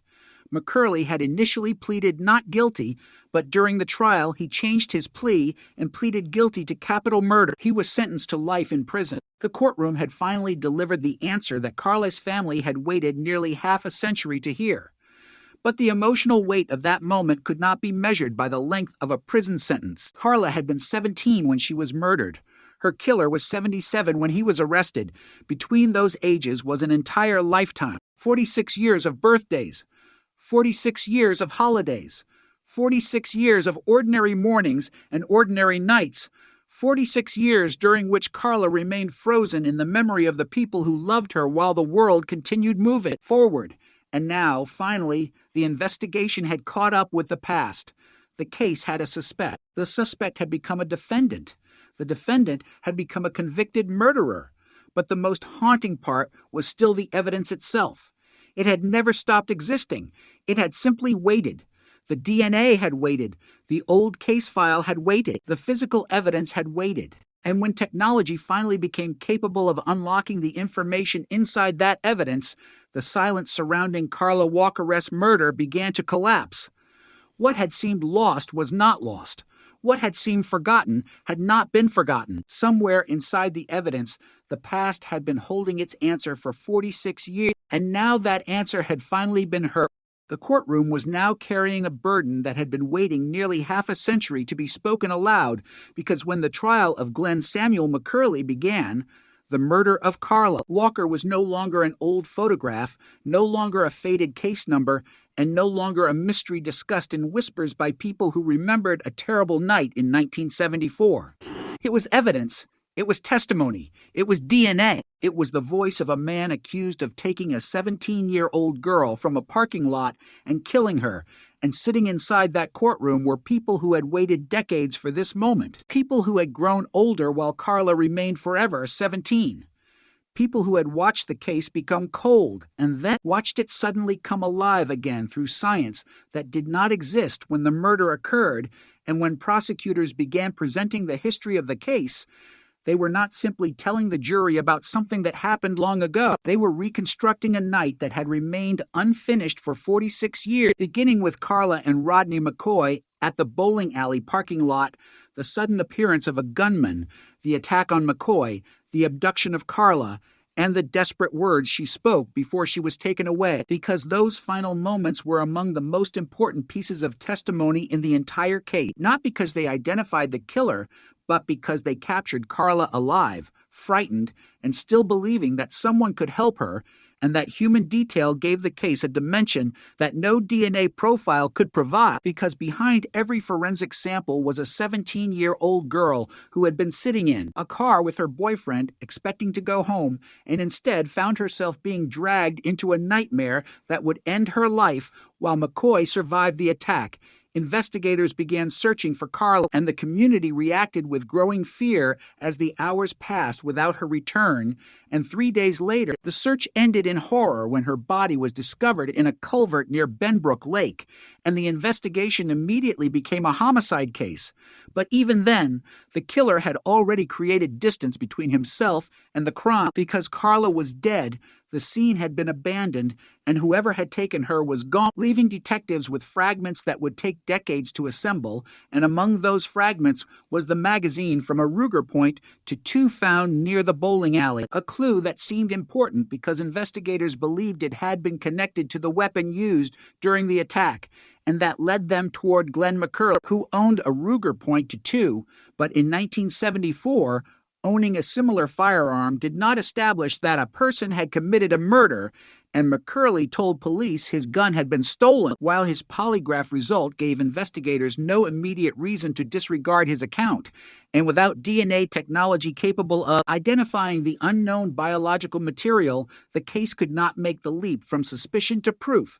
So the investigation continued, leads were followed, interviews were conducted, and eventually the trail disappeared into the enormous landscape of unsolved crimes. And for Carla's family, the disappearance of that investigative trail did not mean the disappearance of the pain, because the questions remained, and every year that passed made the absence more permanent, while the family had to continue living with the knowledge that somewhere in the world was a person who knew what had happened to Carla, and that person had never been held accountable. And this is what makes a cold case different from an ordinary unanswered question, because there is a human being at the center of it, someone whose life was interrupted and whose family is left with a permanent gap. And in Carla's case, that gap lasted through the entire childhood and adulthood of people who had known her, until finally modern science reopened the door. And when detectives Leah Wagner and Jeff Bennett began examining the case again, they did something that seems simple but can be extraordinarily difficult in a decades-old investigation. They looked again, not because the original investigators had failed, but because the tools had changed. and the evidence could now be interpreted in ways nobody in 1974 could have imagined, and that review led to new testing of preserved biological evidence, including material recovered from Carla's clothing, and the laboratory work eventually produced a single-source male DNA profile, creating a forensic signature that could be compared with modern databases and genealogical resources. But when the profile was searched through the traditional law enforcement system, there was no direct match, meaning the killer still had no name, and for a moment, the case seemed to be standing at another wall. But investigators had learned from other cold cases that an unknown profile did not necessarily mean an impossible identification, and this was where genetic genealogy changed the direction of the investigation, because instead of looking for the exact person, scientists could look for relatives, and relatives could reveal family structures, and family structures could lead investigators toward a surname, and eventually the surname McCurley appeared, and Detective Bennett recognized it because the name had already existed inside the case file for decades, and that moment must have been extraordinary for investigators because a name that had once been only one of many investigative leads was suddenly emerging through a completely independent scientific process, and the old case and the new science were converging on the same family, but investigators still needed to be cautious because genetic genealogy could provide an investigative direction but could not by itself establish guilt, and that meant the detectives needed direct confirmation, which led them to McCurley's discarded biological material, and the DNA comparison produced the result they were looking for, connecting McCurley to the male profile recovered from evidence associated with Carla's murder. And then came the interview, where the detectives confronted a 77-year-old man with a crime committed nearly half a century earlier, and according to the evidence later presented in court, McCurley initially denied responsibility, but the detectives continued questioning him, and eventually he admitted killing Carla, with prosecutors later presenting portions of the interview to the jury. And there was another extraordinary development when McCurley told investigators where a Ruger .22 pistol was located, leading them to search his home, where they recovered a firearm hidden in the ceiling, and suddenly the weapon connection from 1974 was no longer an isolated clue because the investigation now contained the old firearm evidence, the new DNA evidence, and statements made by the suspect himself, and the case that had once consisted of fragments was becoming a tightly connected chain. But a criminal case does not end with an arrest, and the defense challenged the evidence, particularly the DNA analysis and the collection of McCurley's discarded biological material, raising questions about laboratory procedures, licensing, and constitutional protection. And those challenges eventually became part of the appellate record, but the courts ultimately allowed the key evidence to stand, meaning the prosecution could bring the scientific evidence before a jury. And that was crucial because the DNA was not merely background information, it was the bridge between Carla's clothing and the man sitting in the courtroom, and when the jury heard the scientific evidence, they were hearing something investigators in 1974 could never have imagined, a biological identification based on technology that had arrived decades after Carla's death, and the prosecution could explain how the unknown DNA profile had first been developed, how traditional databases failed to identify it, how genetic genealogy led investigators toward the McCurley family, and how discarded DNA provided direct confirmation. And each stage of that process helped explain why the identification was not simply an assumption, because the genealogical lead was followed by forensic testing, and the forensic testing was supported by other evidence, creating multiple independent paths toward the same conclusion. And yet the most emotionally difficult evidence came from the people who remembered Carla, because science could tell the jury who the biological evidence belonged to, but it could not tell them what it meant to lose a daughter, a sister, a friend, and a 17-year-old girl who should have lived decades beyond that February night. And Rodney McCoy's testimony brought the final moments of Carla's freedom back into the courtroom, because he was the person sitting beside her when the attacker appeared, the person who survived the assault, and the person who heard Carla tell him to get her father. And those words became a haunting reminder that she understood something terrible was happening, but had no way to stop it. And for McCoy, carrying that memory for nearly 5 decades must have meant living with a moment that never completely became the past, because trauma does not follow the calendar, and a memory from 17 years old can remain as vivid at 60 as it was on the night it happened. And when he testified, the courtroom was forced to confront not just the forensic evidence but the human reality of the crime, because Carla had not been a case file. She had been a teenager with a boyfriend, a family, a school, and a future, and the prosecution was asking the jury to understand that the evidence belonged to that real person, not merely to a historical investigation, and the defense, meanwhile, had the responsibility of challenging the prosecution's claims, raising questions about how evidence had been collected, tested, and interpreted, because even in a case that appears overwhelming, the legal system requires proof beyond a reasonable doubt, and that standard becomes especially important when decades have passed and memories, records, and physical evidence must all be examined under modern legal scrutiny. And as the trial continued, the jury heard the story of the original investigation, the decades of silence, and the extraordinary scientific breakthrough that finally gave investigators a suspect. But there was one moment approaching that would change the case yet again, because McCurley had entered the courtroom with a not guilty plea, and prosecutors were preparing to continue presenting evidence while the family sat through the painful reconstruction of a murder that had defined their lives. But on the third day of the trial, McCurley changed his plea, and suddenly the courtroom did not need to hear the remaining evidence in the same way, because the man accused of killing Carla was now admitting guilt to capital murder, and the judge sentenced him to life in prison, closing a case that had remained unresolved since 1974, and yet the emotional impact of that moment could not be contained inside a legal phrase like guilty plea, because for Carla's brother, Jim, who had been 12 when she died, the moment represented something he had never expected to experience, an answer after decades of uncertainty. And when the courtroom finally heard the guilty plea, the family could look at the man responsible and know that the legal system had formally recognized what they had believed for so long. But the conviction could not restore Carla, could not return the parents who had died without answer, and could not erase the 46 years between the crime and the resolution. And that is the paradox at the heart of every cold case. Solved after decades, justice can arrive, but it cannot travel backward in time. It can establish accountability, but it cannot restore the life that was taken.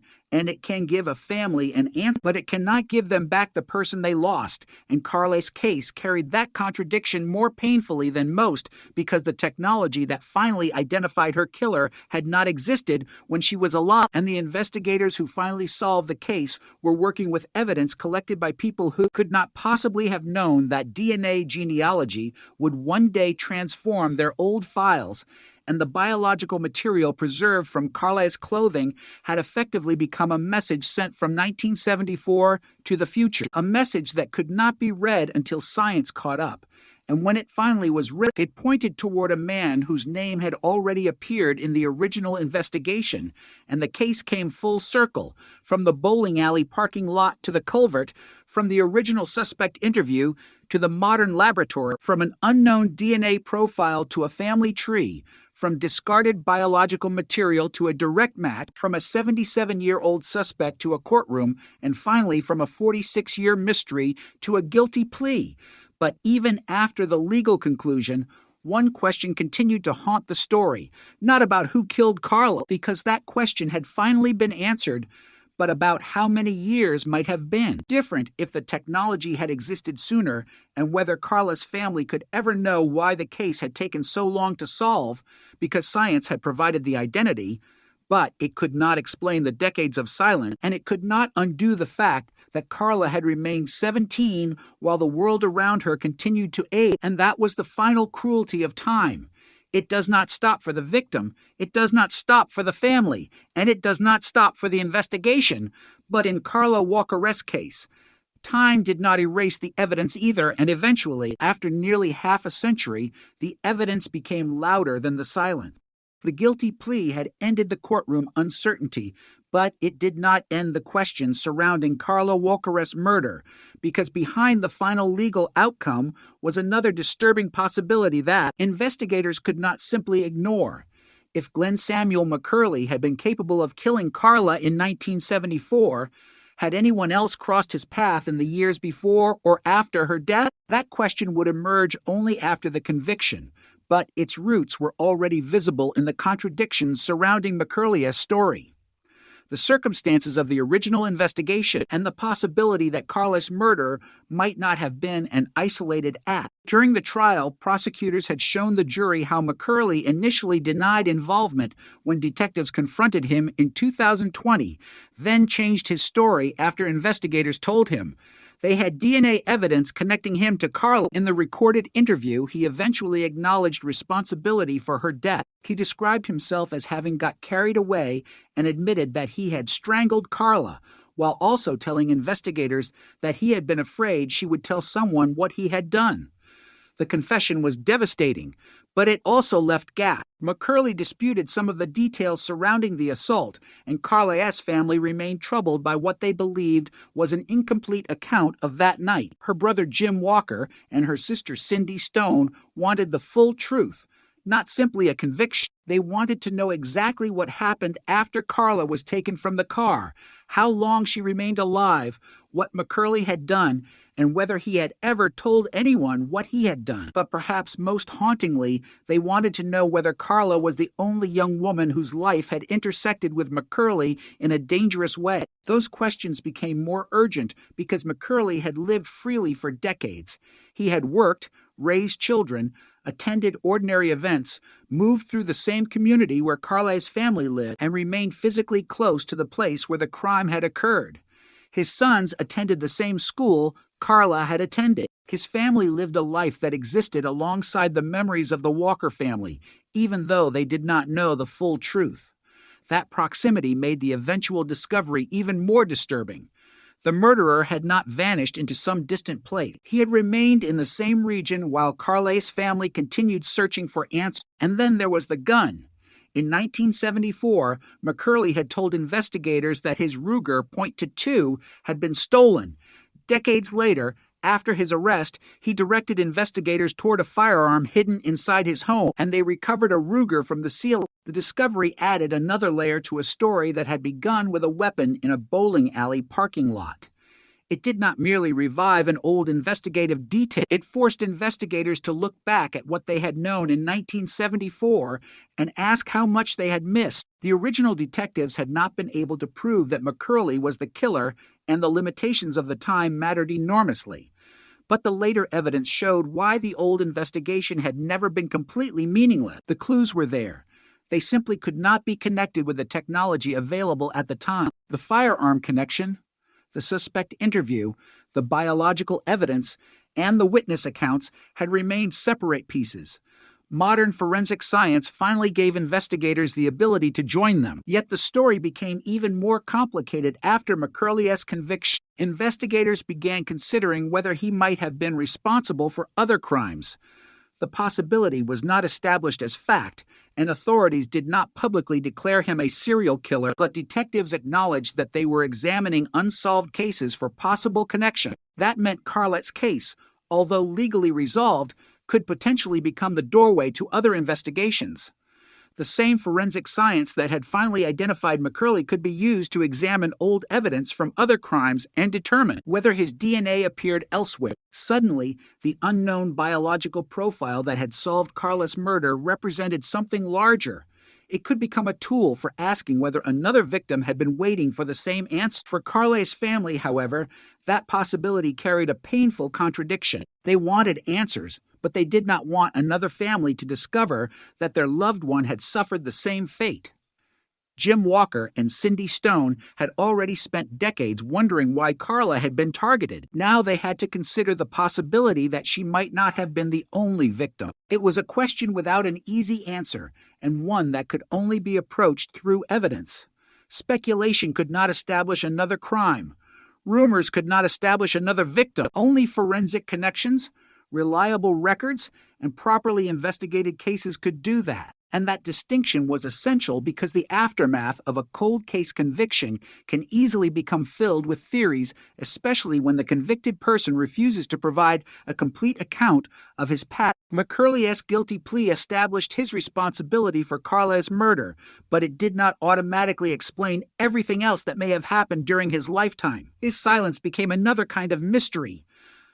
A mystery inside the mystery. Investigators had the ability to ask new questions, but they could not force the past to reveal information that had never been preserved. And while the Walker family had finally received justice, they also understood that justice for Carla did not require turning every unanswered question into an accusation. It required evidence. That principle had guided the case from the beginning. It was what separated the original suspicion surrounding McCurley from the later forensic identification. In 1974, detectives had a man with a potentially relevant firearm, but they lacked proof. In 2020, investigators had a genetic genealogy lead, but they still needed direct DNA confirmation. They obtained it. They then confronted McCurley. He confessed the evidence survived legal challenges. He pleaded guilty. He was sentenced to life. Each step mattered because each step converted uncertainty into something more concrete. The process demonstrated why cold cases can take decades to solve, even when investigators have strong suspicions. A suspicion can survive for years. A conviction requires evidence, and evidence has to survive scrutiny. The courts later upheld key rulings involving McCurley's confession, the DNA analysis, and the collection of his DNA from abandoned trash. The Second Court of Appeals ruled in 2022 that his confession was not rendered involuntary by the detective's statements concerning methods of execution, that the analyst's role did not constitute unlicensed forensic DNA analysis, and that McCurley lacked standing to challenge the collection of DNA from his abandoned trash. The legal confirmation mattered because it meant the conviction was not simply the result of a dramatic confession or a sensational forensic breakthrough. The case had been tested through the judicial process. The evidence had been challenged. The courts had considered those challenges, and the conviction remained intact. But there was another irony in the story. The technology that solved Carla's murder was still relatively new. Investigators around the country were only beginning to understand how forensic genetic genealogy could transform cold cases. Carla's case became an example of what could happen when old biological evidence was preserved and later analyzed using modern methods. The DNA profile could not initially identify McCurley through traditional law enforcement databases. Instead, investigators used genealogical information to narrow the possibilities, eventually reaching the McCurley family.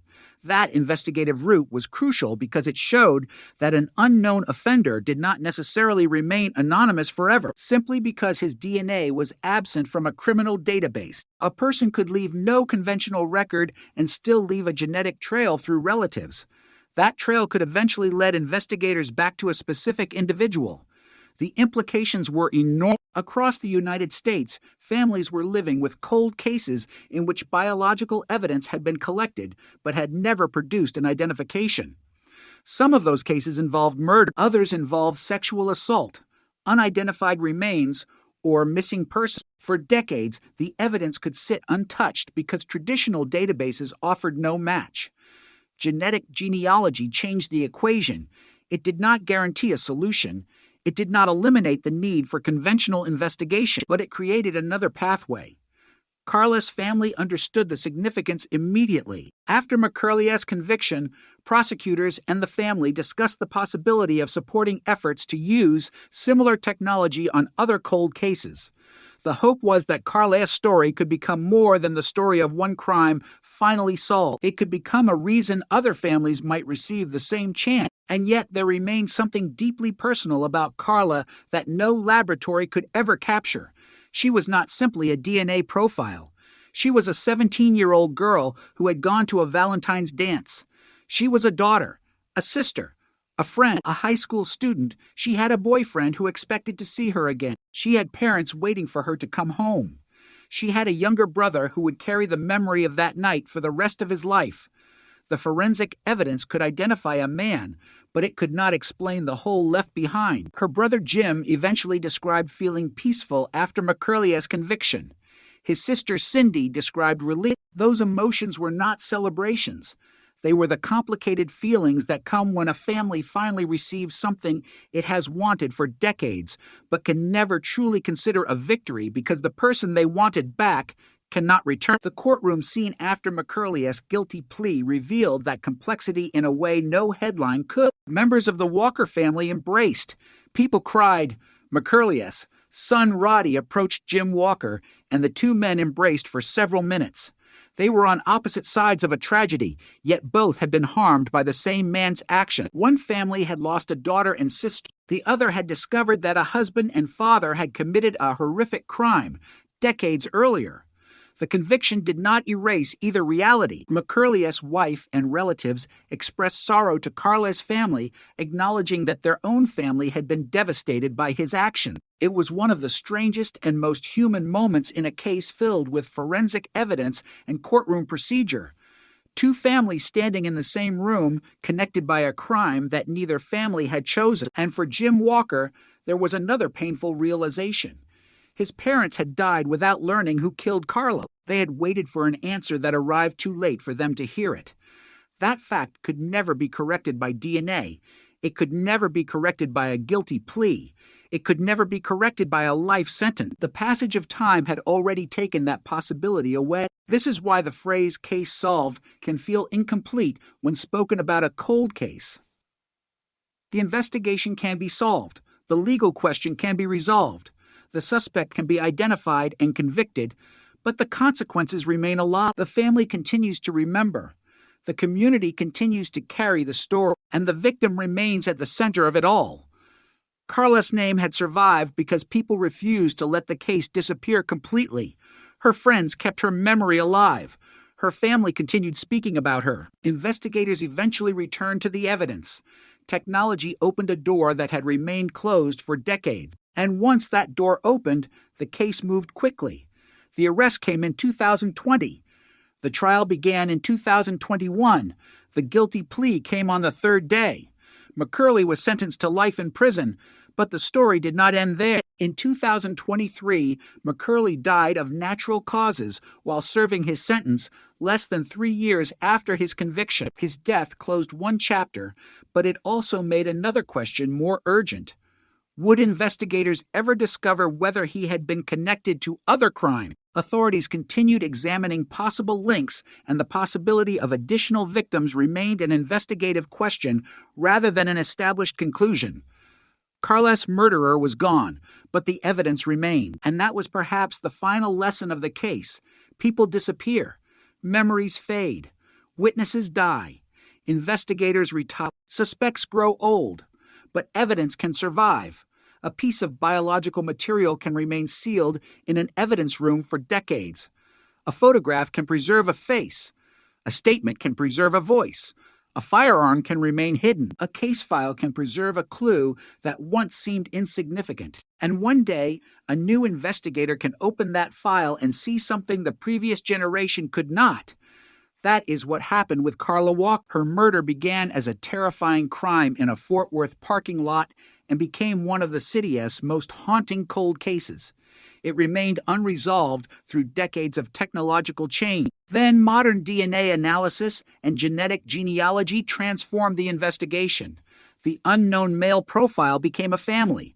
The family became a name. The name became a suspect. The suspect became a defendant, and the defendant eventually became a convicted murderer. Yet even after the legal system delivered its answer, Carla's story continued to ask something deeper. How many other cold cases were still waiting for someone to look again? How many families were still staring at old photographs? How many boxes of evidence contained information that investigators had not yet learned how to read? And how many victims were still waiting for their names to be separated from the word unknown? Carla had waited 46 years for her killer to be identified. The science that finally found him could not give her life back, but it could give her family the truth. And sometimes, after decades of silence, the truth is the only thing left that justice can still deliver. The case had been solved, the courtroom had heard the evidence, and Glenn Samuel McCurley had been sentenced to life in prison. But the story of Carla Walker still had one final and deeply unsettling dimension. the possibility that the man identified through her DNA might have carried other secrets with him. For Carla's family, this was not simply an abstract question. Once McCurley had been identified, after 46 years, investigators could finally examine his life through a completely different lens. Every old lead could be reconsidered. Every unexplained detail could be compared against what was now known. Every unsolved crime in the region could potentially be examined for connections. But there was an important line investigators had to maintain. A possibility was not proof. A resemblance was not evidence, and an unanswered case could not simply be attached to McCurley because his name now carried the weight of a conviction. The evidence had to speak for itself, just as it had in Carla's murder. That principle became especially important after McCurley's conviction because authorities acknowledged that they were reviewing other unsolved cases for possible connection. The possibility that he might have been responsible for additional crimes was investigated, but no additional homicide has been publicly established as having been committed by him. His death from natural causes in 2023 ended any possibility of questioning him again in court, leaving investigators dependent on records, evidence, and forensic analysis if they wanted to determine whether other victims might be connected to him. Star-Telegram.com. That uncertainty is difficult to reconcile with the certainty surrounding Carla. In her case, investigators had a biological profile, a genealogical lead, a direct DNA match, statements from McCurley, the recovery of a firearm, and ultimately a guilty plea. The evidence formed a chain strong enough to survive the courtroom, but if there were other victims, investigators would need entirely different chains of evidence for each case, and that is why the possibility of additional crimes remained a question rather than a conclusion. The story also revealed something disturbing about the limitations of memory. Carla's murder occurred in 1974. The people who had been closest to the investigation at the time had spent decades carrying their own memories of the case. Some died before learning the identity of the killer.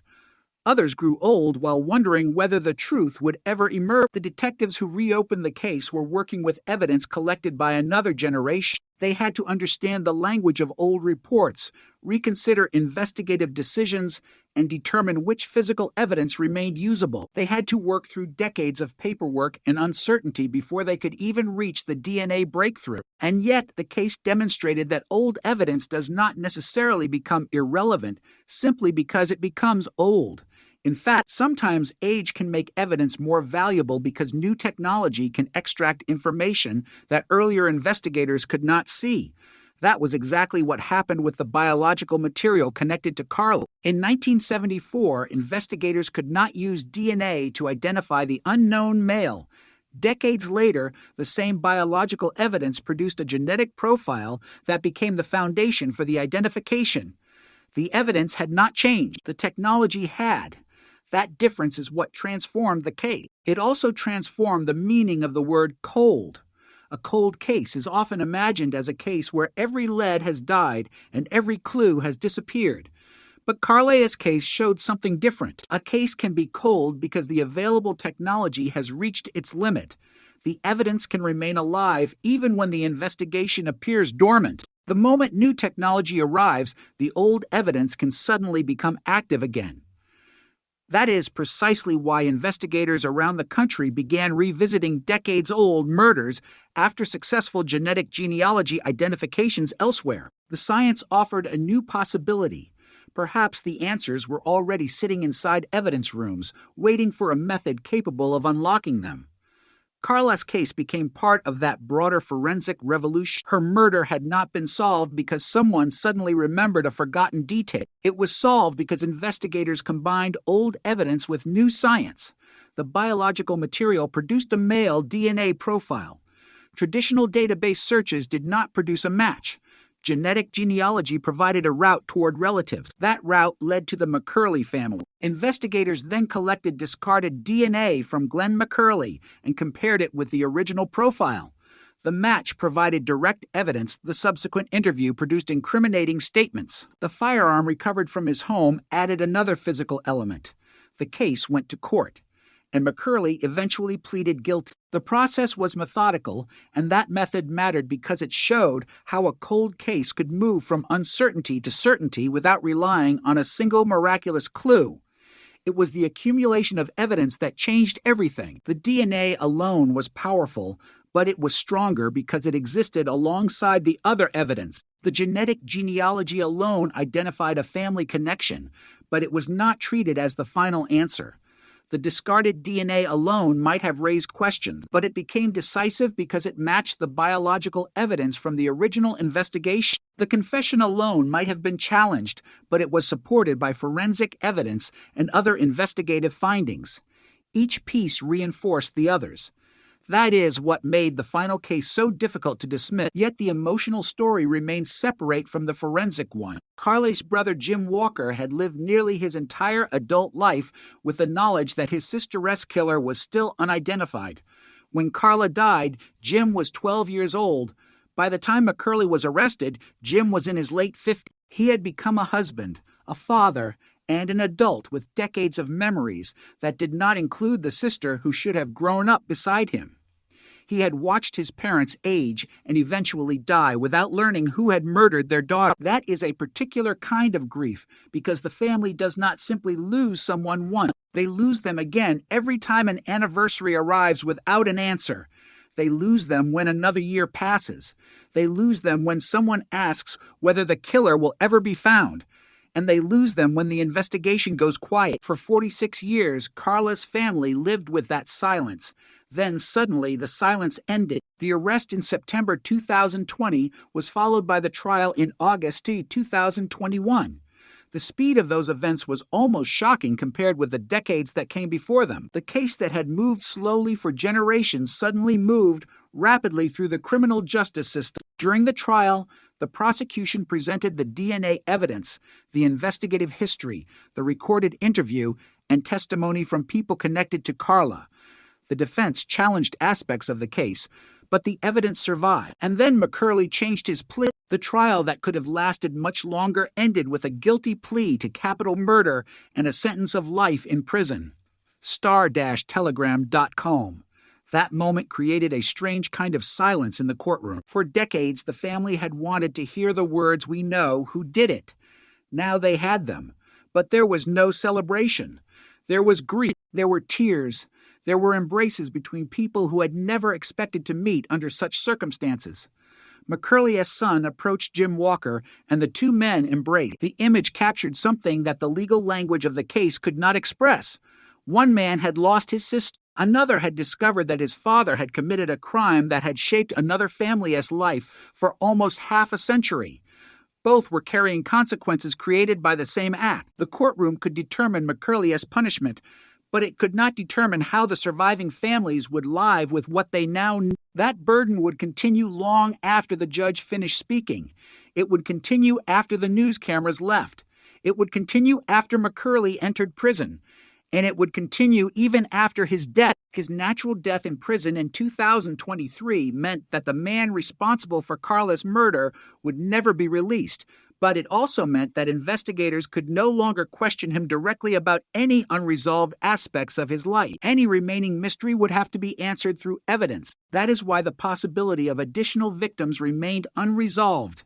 Investigators could look for patterns, compare DNA profiles, and examine old cases, but they could not simply rely on McCurley's confession to Carla as proof of anything else. Each victim would require her own evidence.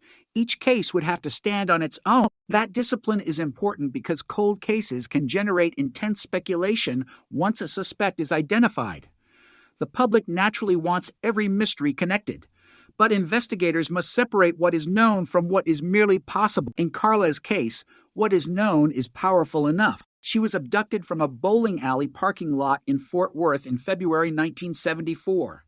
She was found dead 3 days later. Biological evidence recovered from her clothing eventually produced a male DNA profile. Modern forensic genealogy led investigators toward the McCurley family. DNA obtained from Glenn McCurley matched the profile. He was arrested in September 2020. He ultimately pleaded guilty to capital murder in August 2021 and received a life sentence. Those facts alone tell a remarkable story, but they also leave one larger question about the nature of time and justice. Can a crime ever truly be considered forgotten when evidence still exists? Carla's case suggests the answer is no. The public may stop talking about a murder. News coverage may disappear. Detectives may move on. Families may become exhausted from repeating the same story. But if evidence survives, the case is never completely silent. The DNA remained. The photographs remained. The reports remained. The memories remained. And eventually, someone returned to them. That return changed everything. Detective work is often described as finding something new, but cold case work can be about seeing something old differently. The investigators who reopened Carla's case did not discover that she had been murdered. Everyone already knew that.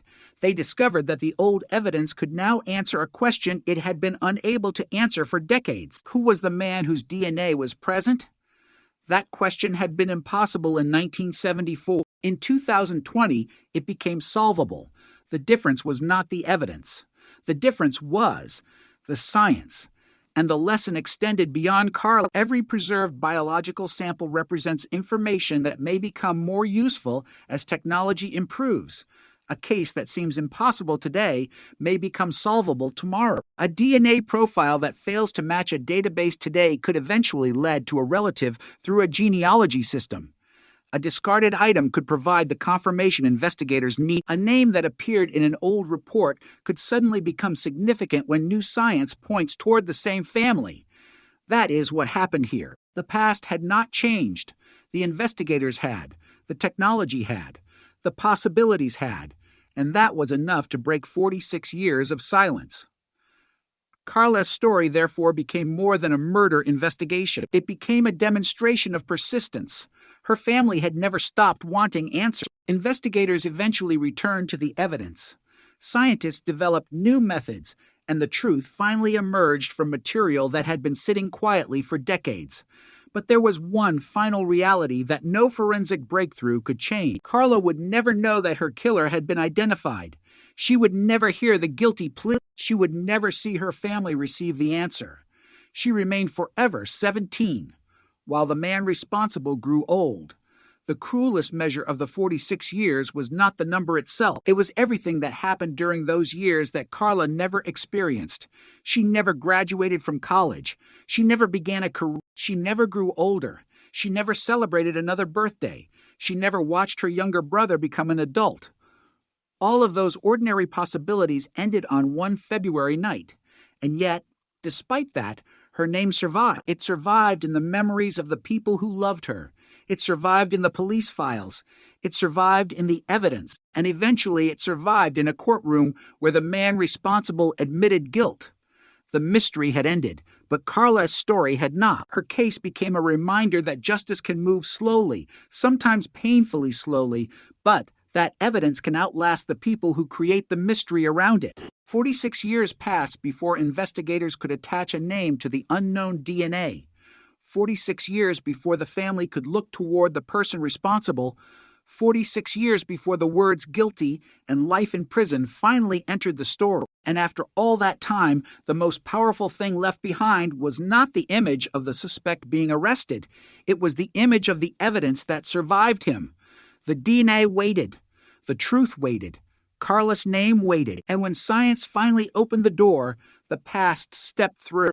By the time the case had reached its legal conclusion, the most extraordinary transformation had already taken place. A murder that once seemed trapped in 1974 had become a modern forensic investigation, and the evidence collected when Carla Walker was 17 had suddenly become capable of speaking with a clarity that investigators of the past could never have imagined. But solving a cold case is not simply a matter of finding a name.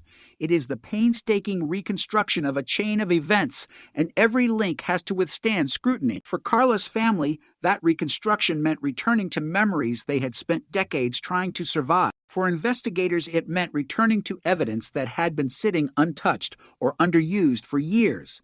And for the courts, it meant deciding whether the modern science and the statements obtained decades later were reliable enough to establish guilt beyond a reasonable doubt. The story therefore moved into a new and intensely complicated stage because once McCurley had been identified, the investigation could no longer hide behind uncertainty. Every detail mattered. Every inconsistency mattered. Every old report had to be reconsidered. The original investigators had worked in a world without forensic DNA databases, without genetic genealogy, without the ability to extract and sequence tiny amounts of biological material in the way modern laboratories could. Their tools were interviews, fingerprints, physical objects, witness descriptions, polygraph examinations, and traditional forensic method. They had followed McCurley because of the firearm connection, but they had not been able to establish that he was the killer. Nearly half a century later, the new investigation approached the same man from an entirely different direction. The DNA profile did not begin with his name. It began with an unknown male. That distinction became one of the most important facts in the investigation. The scientists were not told, at the beginning, that they needed to prove McCurley was guilty. They were working from biological evidence associated with Carla's murder. Genetic genealogy then provided information about possible family relationships. The McCurley name emerged. Only afterward did detectives connect that genetic lead with the old case file. It was as if two roads that had been separated for decades suddenly merged at the same intersection. One road came from the original investigation. The other came from modern genetics. Both led toward the same person. That convergence made the case extraordinary, but investigators still needed confirmation. They obtained DNA from McCurley's discarded material, including a drinking straw, and compared it with the unknown male DNA profile. The result was consistent with the profile from Carla's clothing. Investigators then confronted McCurley. He was no longer a young man being questioned in the 1970s. He was 77 years old, facing detectives who had evidence that could not have existed during the original investigation. His physical appearance had changed. His life had changed. The world had changed. But the question had remained the same. What happened to Carla Walker? According to the evidence presented later in court, McCurley eventually admitted that he had killed her. He told detectives that he had strangled Carla and described the events in ways that prosecutors would later use to establish his responsibility. He also directed investigators toward a firearm hidden inside his home. When police searched the residence, they recovered a Ruger .22 from the ceiling. The discovery was striking because of the earlier story McCurley had given investigators in 1974. He had previously claimed that his Ruger had been stolen. Now, decades later, investigators found a Ruger concealed in his home. The firearm alone could not rewrite the past, but alongside the DNA and his statements, it became another piece of the evidentiary puzzle. The case was now moving toward an inevitable confrontation in court. The prosecution had to tell a story that began almost half a century earlier and explain how a teenageress murder had remained unresolved for so long. They had to show the jury why the evidence collected in 1974 remained relevant. They had to explain genetic genealogy, a field unfamiliar to many people, in a way that could be understood without exaggeration. They had to show how the unknown DNA profile led investigators toward a family and how the investigation then narrowed to McCurley. They also had to address the defense challenges to the forensic process. The defense questioned aspects of the DNA analysis and the legal collection of McCurley's discarded DNA. Those challenges were significant because the prosecution could not simply tell the jury that modern technology had solved the case. It had to demonstrate how the technology had been used and why the resulting evidence was reliable. The appellate courts later addressed several of those issues and upheld key rulings supporting the admissibility of the evidence. That meant the forensic pathway remained intact. The DNA could be heard. The confession could be considered. The evidence could be weighed. And Carla's family could finally watch the case move through a process that had been impossible for most of their lives. But before the trial could reach its conclusion, there was another part of the story that had to be reconstructed. Carla herself, because a murder investigation can become so focused on the offender that the victim disappears beneath the evidence. Carla's story demanded the opposite. She had to remain at the center. She was 17. She had gone out with Rodney McCoy. She had attended a Valentine's dance. She was living the ordinary life of a teenager, making plans, spending time with friends, and expecting to return home. The crime shattered that ordinary world in an instant. Her family did not simply lose a daughter and sister, they lost every future moment that should have followed. And because the case remained unsolved, the family was denied another important thing: an explanation. They knew Carla had been murdered. They knew she had been taken, but they did not know who had done it. That absence of knowledge created a permanent wound. When the case reopened, the family had to relive the story once again. Old photographs resurfaced. Old memories became evidence. People who had not spoken about the case in years were asked to remember. The past had to be opened because the past contained the proof. For Jim Walker, that process was especially painful. He had been 12 years old when his sister was killed. The crime had shaped his childhood and followed him into adulthood. His parents had spent the rest of their lives without knowing the killeress' identity. By the time the breakthrough came, they were gone. That meant the answer arrived too late for the people who had spent the most years demanding it. It was one of the cruelest details of the case. Justice had finally arrived, but time had already taken away the chance to share it with everyone who deserved to hear it. When the trial began in August 2021, the courtroom became the place where the old and new versions of the investigation collided. The original evidence was presented beside modern scientific analysis. Witnesses described events from 1974, while forensic experts explained technology developed decades later. The jury was asked to move backward and forward through time, from a parking lot in Fort Worth to a laboratory in Texas, from a teenage girl to a 77-year-old defendant, from a forgotten biological sample to a modern genetic identification. It was a story that could easily have sounded unbelievable if the evidence had not been so carefully connected. The prosecution presented testimony from people who remembered Carla and the night she disappeared. Rodney McCoy described the attack and the moment Carla was taken. His testimony gave the jury a human connection to the crime that scientific evidence alone could never provide.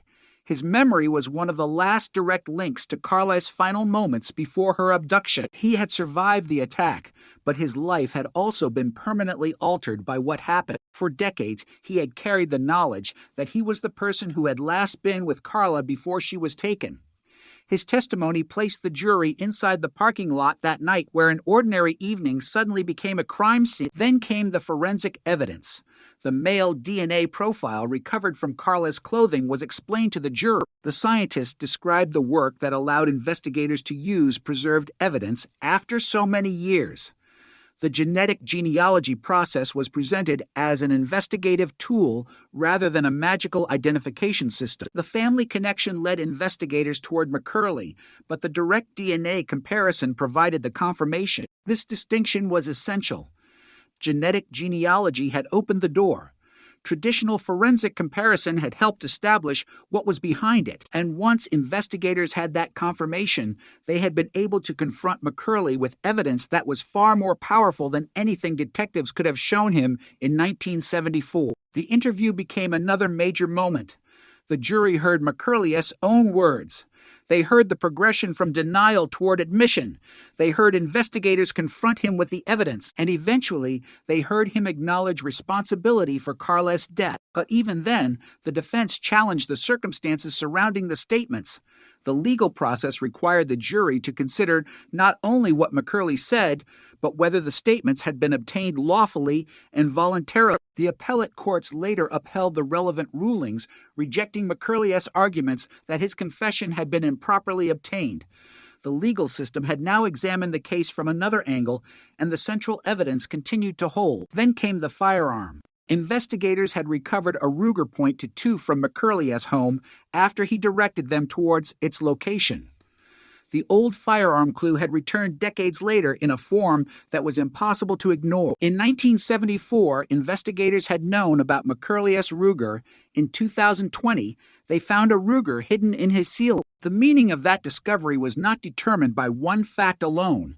It gained significance because of everything surrounding it: the DNA, the confession, the old investigation, the new forensic testing, the history of the weapon. The prosecution could present the jury with a collection of evidence that pointed in the same direction. And then, after the evidence had begun to close around him, McCurley changed his plea.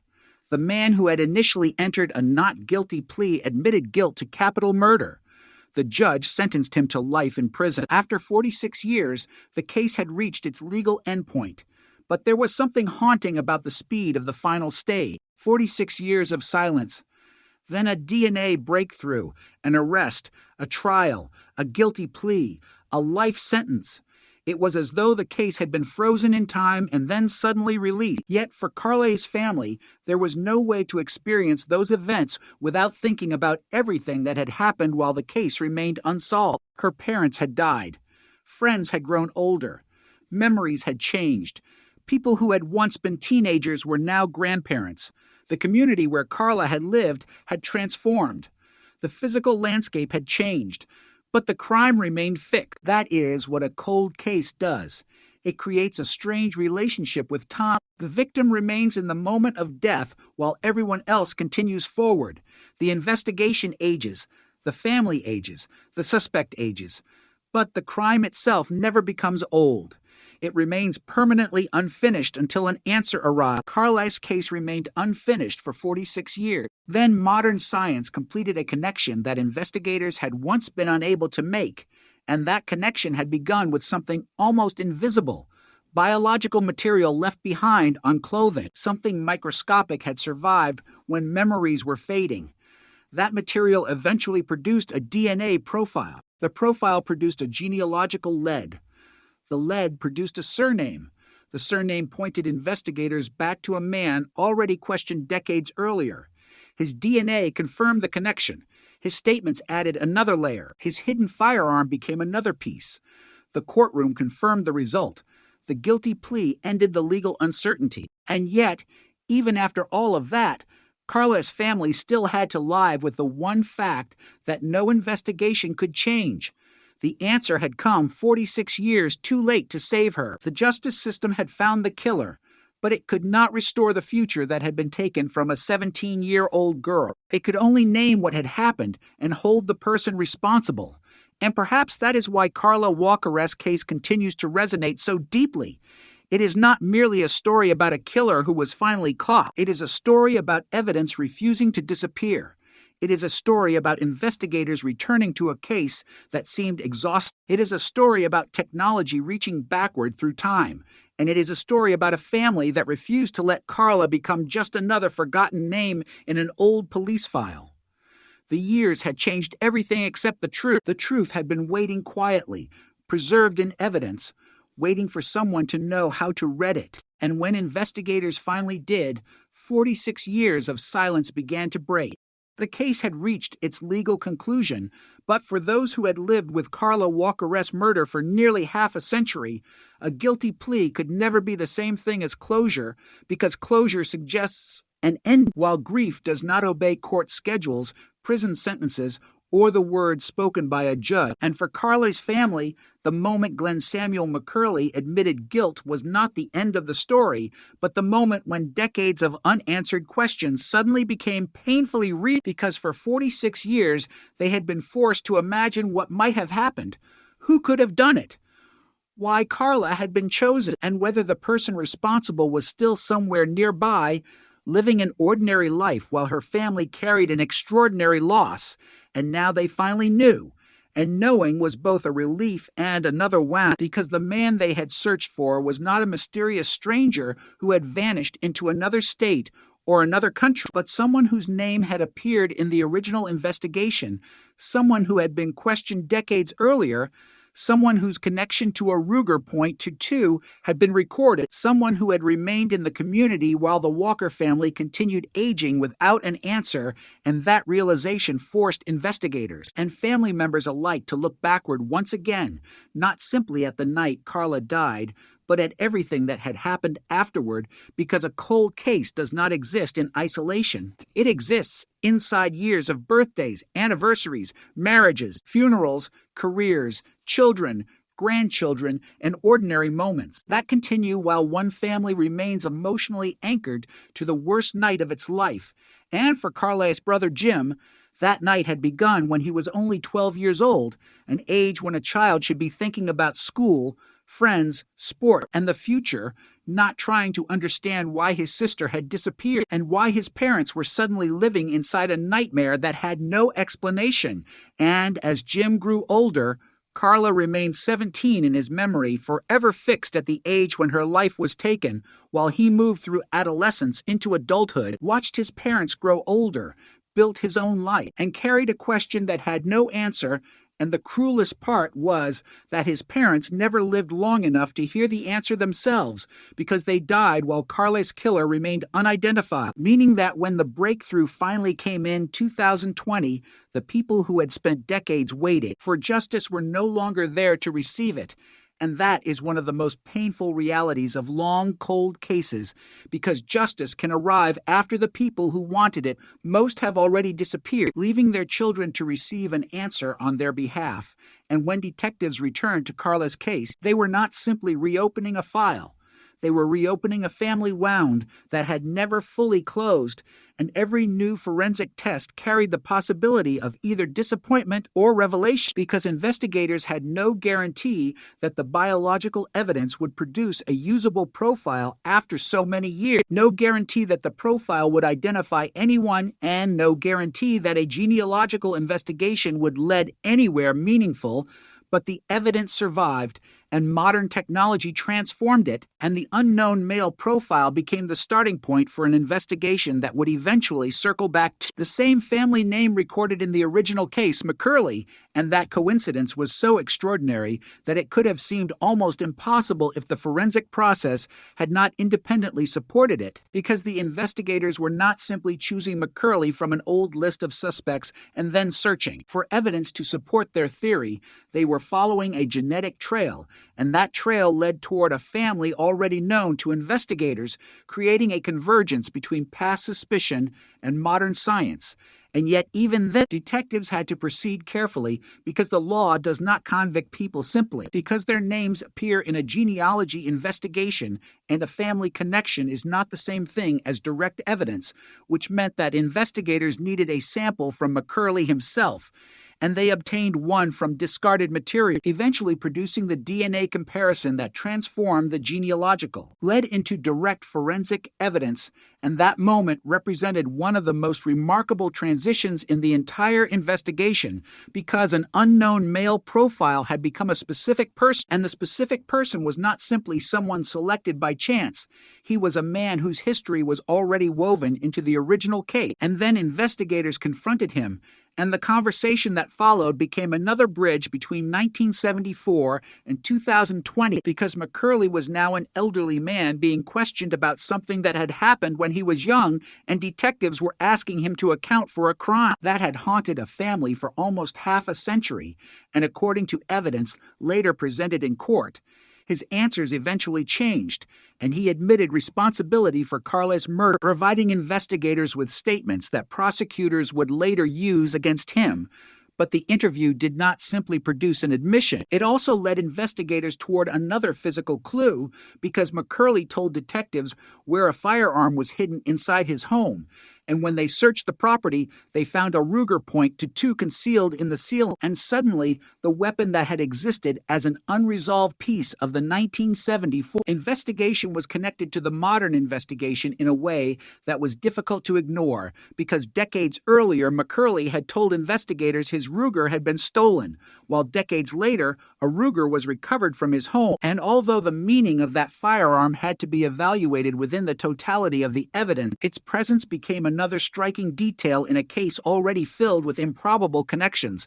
And for investigators, every one of those connections mattered, because they were rebuilding a case that had once been considered unsolvable, and they knew that time itself would be used by the defense to challenge the prosecution, because the older a case becomes, the more difficult it can be to establish what happened with certainty. Witnesses die, memories fade, records disappear, evidence deteriorates, and people who once knew important details may no longer remember them accurately, but biological evidence can sometimes resist those problems. And that was precisely what happened here, because DNA does not depend on a witness remembering what they saw 46 years earlier.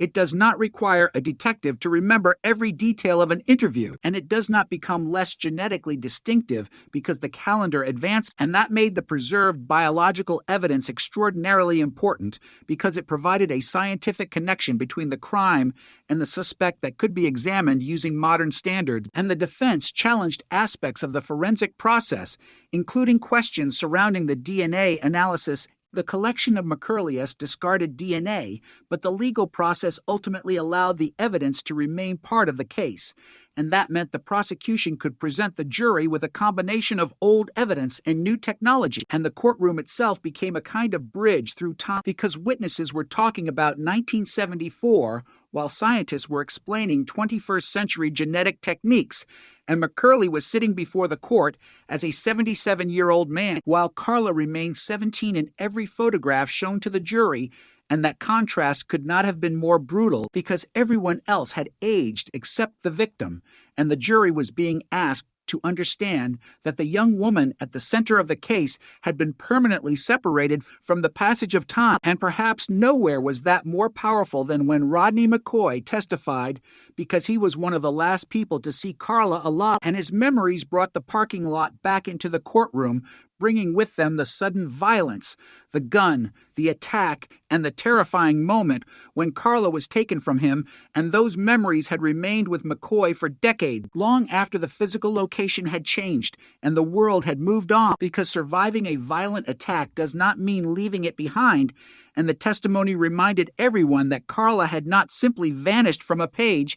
She had been alive moments before her abduction, speaking, trying to understand what was happening, and then she was gone. And 3 days later, the search for her ended with the discovery of her body, transforming a missing person investigation into a murder investigation, and the community was left with fear and questions, while detectives faced the enormous task of finding a killer who had created distance between himself and the crime. And that distance lasted for decades, but the evidence never stopped existing, and eventually investigators were able to cross that distance, first through DNA, then through genealogy, then through direct comparison, and finally through McCurley's own statements. And by the time the case reached trial, the story had become almost impossible to separate into old evidence and new evidence, because they were now part of one continuous chain. And when McCurley changed his plea to guilty, that chain finally reached its legal endpoint. But for Carla's family, another question remained. Perhaps the most painful question of all, which was not who killed her, because that was finally known, but why had it taken so long? And there was no single answer, because the investigation had been conducted in a different technological era, and the evidence that ultimately solved the case could not be interpreted in the same way in 1974, and investigators at the time had followed the leads available to them, including McCurley's connection to the Ruger. But without modern DNA technology, they could not make the decisive connection, and that reality should not be reduced to a simple story of investigators missing an obvious suspect, because solving a murder requires evidence that can withstand legal scrutiny, and suspicion alone is never enough. And what the later investigation demonstrated was that a person could remain outside the reach of the justice system, not necessarily because investigators had never considered him, but because the technology needed to prove the connection had not yet arrived. And when it did arrive, the case moved with extraordinary speed. And that may be the most haunting lesson Carla's story leaves behind, because the truth was not created in 2020. It had existed since 1974, buried in evidence, preserved in memories, recorded in reports, and carried silently by the people who knew Carla, and modern science simply gave investigators the ability to uncover it, and once the truth emerged, there was no way to put it back into silence because a DNA profile had identified the man, a comparison had confirmed the connection, an interview had produced incriminating statements, a firearm had been recovered, and a courtroom had heard the evidence, and the case that had once seemed destined to remain unsolved was now part of legal history.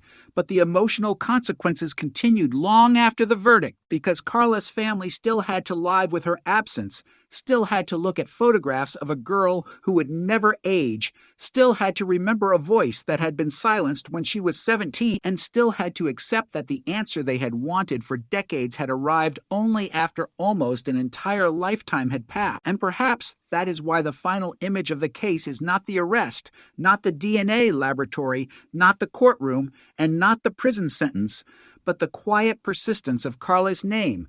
Because the killer eventually grew old, the investigation eventually reached its conclusion, and the technology eventually changed. But Carla remained at the center of the story, and 46 years after her murder, the world finally learned who had been responsible, proving that a cold case can become silent without ever becoming empty, because sometimes the evidence is still there, waiting in the dark, waiting for science to catch up, waiting for investigators to look again, and waiting for the truth to finally become impossible to ignore. The courtroom had given Carla Walker-West's family the answer they had waited 46 years to hear. But outside that courtroom, the world continued moving, and the case began to take on a different meaning, because once a cold case is solved, people often imagine that the story is finished, that the mystery has been closed, the suspect identified, the sentence imposed, and everyone involved can finally walk away. But for families like Carla S., there is no walking away. There is only learning how to live with an answer that came decades too late. And in Carla S.'s case, the answer carried an especially painful weight because her killer had not been discovered by some sudden confession from a stranger or by a dramatic eyewitness emerging after years of silence, but through evidence that had been waiting inside the original investigation almost since the night she was taken, evidence that had survived the passage of time until investigators finally possessed the technology needed to interpret it, and that transformation changed the meaning of everything that had come before, because the old case was no longer simply a story of failure, it became a story of persistence, preservation, and the strange ability of forensic science to reach backward through decades. And one of the most important pieces of that story was the DNA recovered from Carla's clothing, because biological evidence can appear insignificant when first collected, especially in an era when investigators do not yet possess the technology to fully analyze it, but the evidence can remain valuable long after. The methods used to examine it have become obsolete,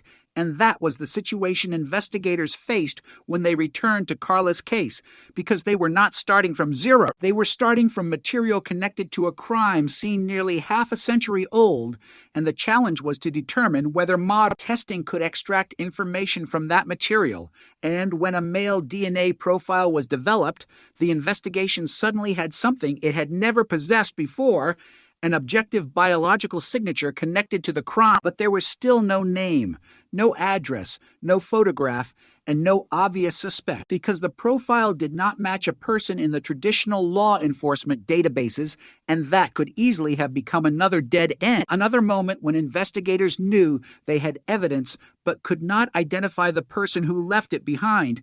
But genetic genealogy offered another path, and instead of asking the database to produce an exact match, investigators could examine genetic relationships and use those relationships to identify possible family lines. And the process eventually led toward the McCurley family. And when investigators recognized the surname, the significance was immediate, because Glenn Samuel McCurley had already appeared in the original investigation decades earlier, and that convergence was one of the most remarkable elements of the entire case, because a modern scientific process had independently pointed investigators toward a family name already present in the historical file, and suddenly a question from 1974 was being asked again in 2020. But this time, investigators had tools that the original detectives could never have imagined, and they still did not rush, because identifying a family was not enough. And even identifying a likely individual through genealogical research was not enough, because the legal standard required direct evidence, and so investigators obtained DNA from McCurley's discarded material and compared it with the unknown male profile developed from evidence connected to Carla, and the comparison supported the identification, transforming the genealogical, led into a direct forensic connection. And that was the moment when the investigation stopped being a search through possibilities and became a focused case against one individual.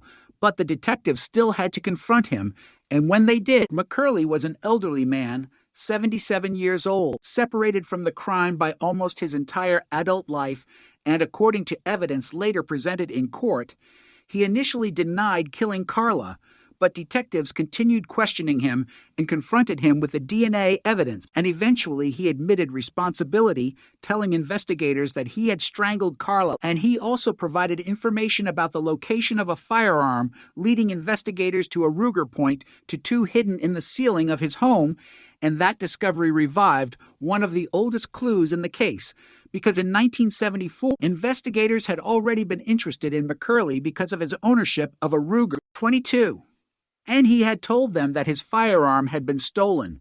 But now, decades later, investigators found a Ruger hidden inside his home, creating another connection between the original investigation and the modern one. And although every piece of evidence had to be evaluated separately, the combined picture was extraordinary because the old firearm clue, the modern DNA identification, the genetic genealogy, the discarded DNA, and McCurley's own statements were all converging on the same person, and for Carley's family, the realization must have been almost impossible to process because for decades the identity of the killer had been an absence, a blank space in the middle of their lives, and suddenly that blank space had a face, a name, and a voice.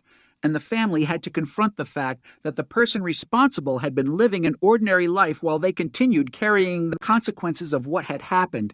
And that reality is one of the most difficult aspects of long unsolved crimes because the victim's family experiences time differently from the person responsible, and Carley's family spent years remembering a 17-year-old girl while McCurley continued aging, eventually becoming an old man.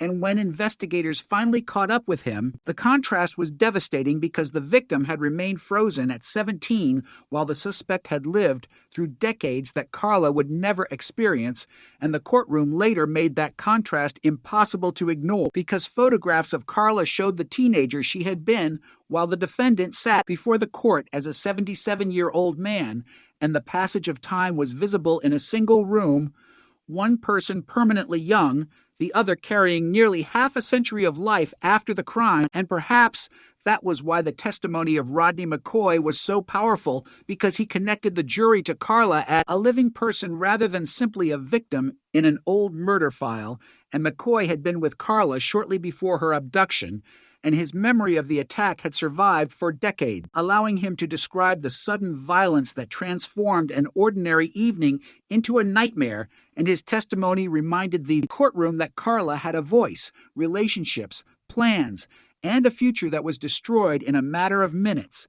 And when the prosecution presented the DNA evidence, it was not merely presenting a scientific result, it was presenting evidence tied to that human story, biological material that had survived from the same crime that had taken Carla's life, and the jury was asked to consider that evidence alongside the testimony, the investigative history, the firearm, and McCurley's statements, and then came the legal challenges, because the defense questioned the methods used in the DNA investigation and the circumstances surrounding the collection of McCurley's discarded DNA, and those challenges were important because forensic science must operate within the boundaries of law, and the prosecution could not simply rely on the emotional power of the case. It had to establish that the evidence had been properly obtained and reliably analyzed, and the courts ultimately rejected key defense arguments, allowing the evidence to remain part of the prosecution's case, and by the time the trial reached its decisive moment, the decades-old investigation had become something entirely different from the case detectives had faced in 1974, because the prosecution now had scientific evidence that could connect McCurley to Carla,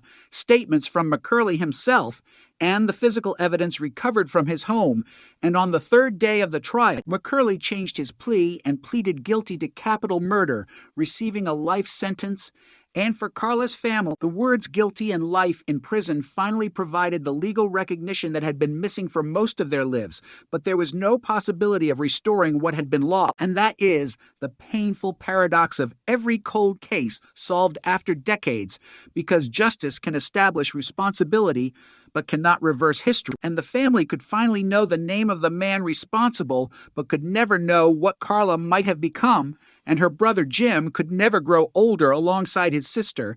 could never introduce her to the people who entered his life later, could never see her become an adult, and his parents could never hear the confession they had wanted to hear because they died before the breakthrough. And that detail became one of the most heartbreaking consequences of the 46-year delay because the answer arrived, but it arrived after time had already taken away some of the people who deserved to receive it. And yet the investigation also created something important for future cold cases because Carla's murder demonstrated the power of combining preserved evidence with modern technology, and the case showed how genetic genealogy could transform an unknown DNA profile into an investigative list, while traditional forensic comparison could then provide direct confirmation. And the lesson was not that every cold case would suddenly be solved, because genetic genealogy cannot guarantee an identification, and not every crime leaves usable biological evidence, but Carla's case demonstrated what becomes possible when evidence survives long enough for science to catch up. And that possibility extends far beyond one family, because across the country there are families who have spent decades waiting for answers, families who have photographs of loved ones but no explanation for how they died, families who have police reports but no suspect, families who have attended anniversaries without knowing whether the person responsible was still alive, and every preserved piece of evidence offers a small possibility that the silence may eventually be broken. And Carla's case became a powerful reminder that time does not necessarily destroy every clue. Sometimes it only delays the moment when the clue can be understood. And the biological evidence connected to Carla had waited through decades of scientific progress, through changes in police departments, through retirements and deaths, through generations growing up, and through the transformation of forensic science. And when investigators finally examined it with modern tools, the evidence pointed toward a man whose name had once been written in the original case file, and the circle closed, not because someone suddenly discovered an entirely new suspect, but because old information and new science finally met. And perhaps that is the most remarkable part of Carla's story, the realization that the answer had not necessarily been absent all those years. It had been inaccessible, hidden inside evidence that nobody could fully interpret. And once the technology changed, the evidence became a voice, and that voice pointed investigators toward the truth. And although the legal case was resolved, questions about the full extent of McCurlia's actions remained a separate matter, with investigators examining whether there might be connections to other unsolved crimes, but without publicly establishing additional murder. And that distinction matters because Carla's case was solved through evidence, not speculation, and every other potential case would require its own proof, its own investigation, and its own answer. And Carla's family understood better than almost anyone that an answer matters because an unanswered crime becomes a permanent shadow over everyone who survives it. And for 46 years, Carla's family lived beneath that shadow. But eventually, the shadow lifted enough for them to see the truth clearly. And even though the truth was painful, it was no longer uncertain, and that difference changed everything. Because there is a particular kind of suffering in not knowing, a constant cycle of questions that can never be settled. And once the truth arrives, the pain may remain, but the uncertainty is gone. And for Carla, her name was no longer attached to an unsolved murder. Her case was no longer simply a cold file, and her killer was no longer an unknown man, because modern science had given investigators the missing link, and the courtroom had confirmed it. And after nearly half a century, the silence surrounding Carla Walker finally had an answer. The guilty plea had closed the courtroom chapter, but it could not close the investigation that had been growing around Glenn McCurlia's name, because once investigators knew who had killed Carla Walker, another question became impossible to ignore. Was Carla the only young woman whose life had crossed his path? The question was never answered with certainty, and that distinction matters because McCurlia was convicted only of Carla's murder. But detectives did examine other unsolved killings for possible connections, and some of those cases carried details that were disturbing enough to demand a second look. In the years after McCurlia's conviction, investigators acknowledged that they were examining whether he could be connected to other unsolved homicides in the Fort Worth area. His death in prison in July 2023 ended any possibility of confronting him with those questions again. He died of natural causes while serving a life sentence without parole. But before his death, the questions had already begun. Carle's siblings wanted him to speak. They wanted to know whether there were other families living through the same nightmare. During the sentencing, Carle's sister Cindy Stone directly urged McCurley to confess if he had harmed anyone else. Her words reflected a fear that had begun to grow once investigators understood the circumstances of Carle's killing. The attack had apparently been carried out by a stranger. The victim was 17. McCurley had approached Carla and Rodney McCoy at a parked car outside a bowling alley. He had used a firearm to overpower McCoy and take Carla. Carla was later found strangled. Experts interviewed after the conviction said aspects of the crime could be consistent with a repeat offender. But they also emphasized that there was no conclusive evidence proving McCurley had killed anyone else. That distinction became essential. The temptation in a case like this is to connect every nearby unsolved murder to the newly identified offender. But investigators could not afford to let suspicion become fact. Carle's case had been solved because evidence connected McCurley to the crime. Any other case would require its own evidence, its own forensic trail, its own investigation. And that is where the story became darker, because Fort Worth had other unsolved murders from the same era, including cases involving women who had been abducted or strangled. One of the names investigators considered was Becky Martin, a Tarrant County junior college student who was abducted on February 7, 1973, roughly a year before Carla disappeared. Her skeletal remains were later found in a culvert in West Fort Worth. Another was June Ward, 25, whose body was found in February 1977 after she had been strangled. Her vehicle was located elsewhere, and her death remained unsolved. The similarities were unsettling, but similarities were not proof. Investigators could see patterns. They could ask questions. They could test evidence. But until a forensic connection existed, the cases remained separate. And that was perhaps the most responsible way to approach the possibility, because Carle's family understood better than anyone what it meant to lie for decades without answers. They did not want another family to be given false hope. They wanted evidence. They wanted certainty. They wanted the same thing that had finally been given to them, a name supported by science and a conviction supported by the courts. That demand for evidence also revealed why the original investigation had taken so long. In 1974, detectives did not have the tools available decades later. The case began with physical clues and witness statements. A magazine from a Ruger pistol was recovered from the bowling alley parking lot. Investigators identified McCurley as one of the people in the Fort Worth area who owned a similar weapon. When questioned, he said his pistol had been stolen before Carla's murder. He was given a polygraph and was not arrested. The case eventually went cold.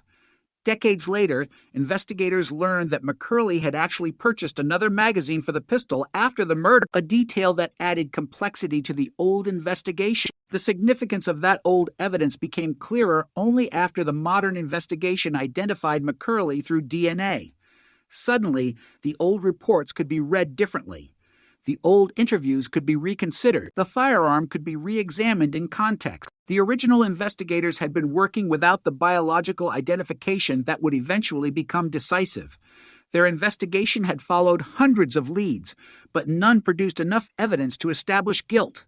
The case went silent, yet silence was not the same thing as disappearance. The evidence remained in police files and evidence rooms, and decades later, detectives Leah Wagner and Jeff Bennett reopened the case.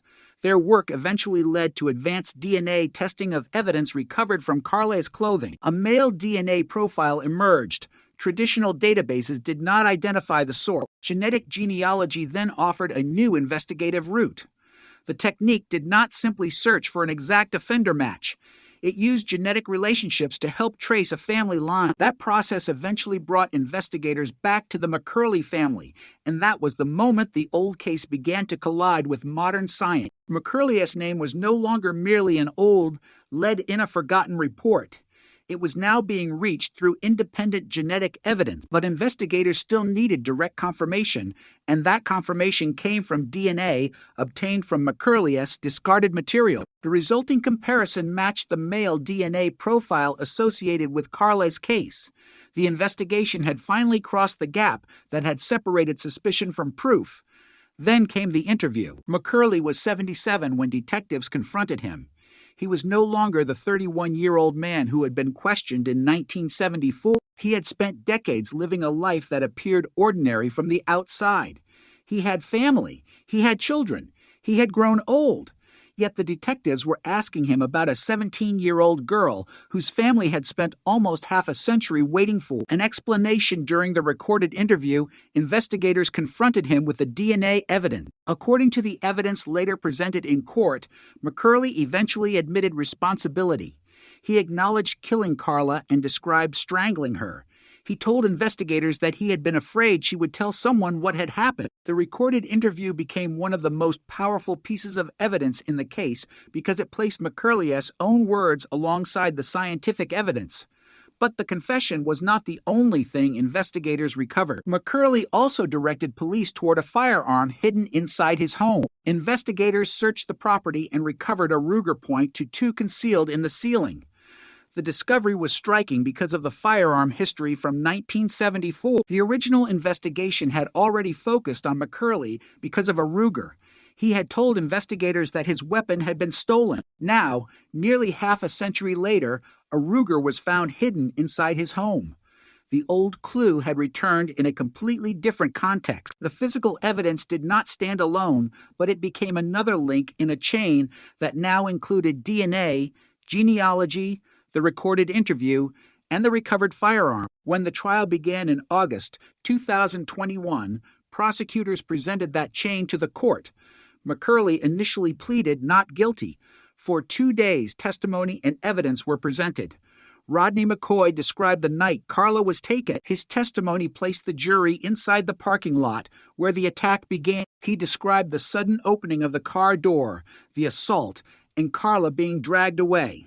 He remembered her looking back toward him and telling him to get her father.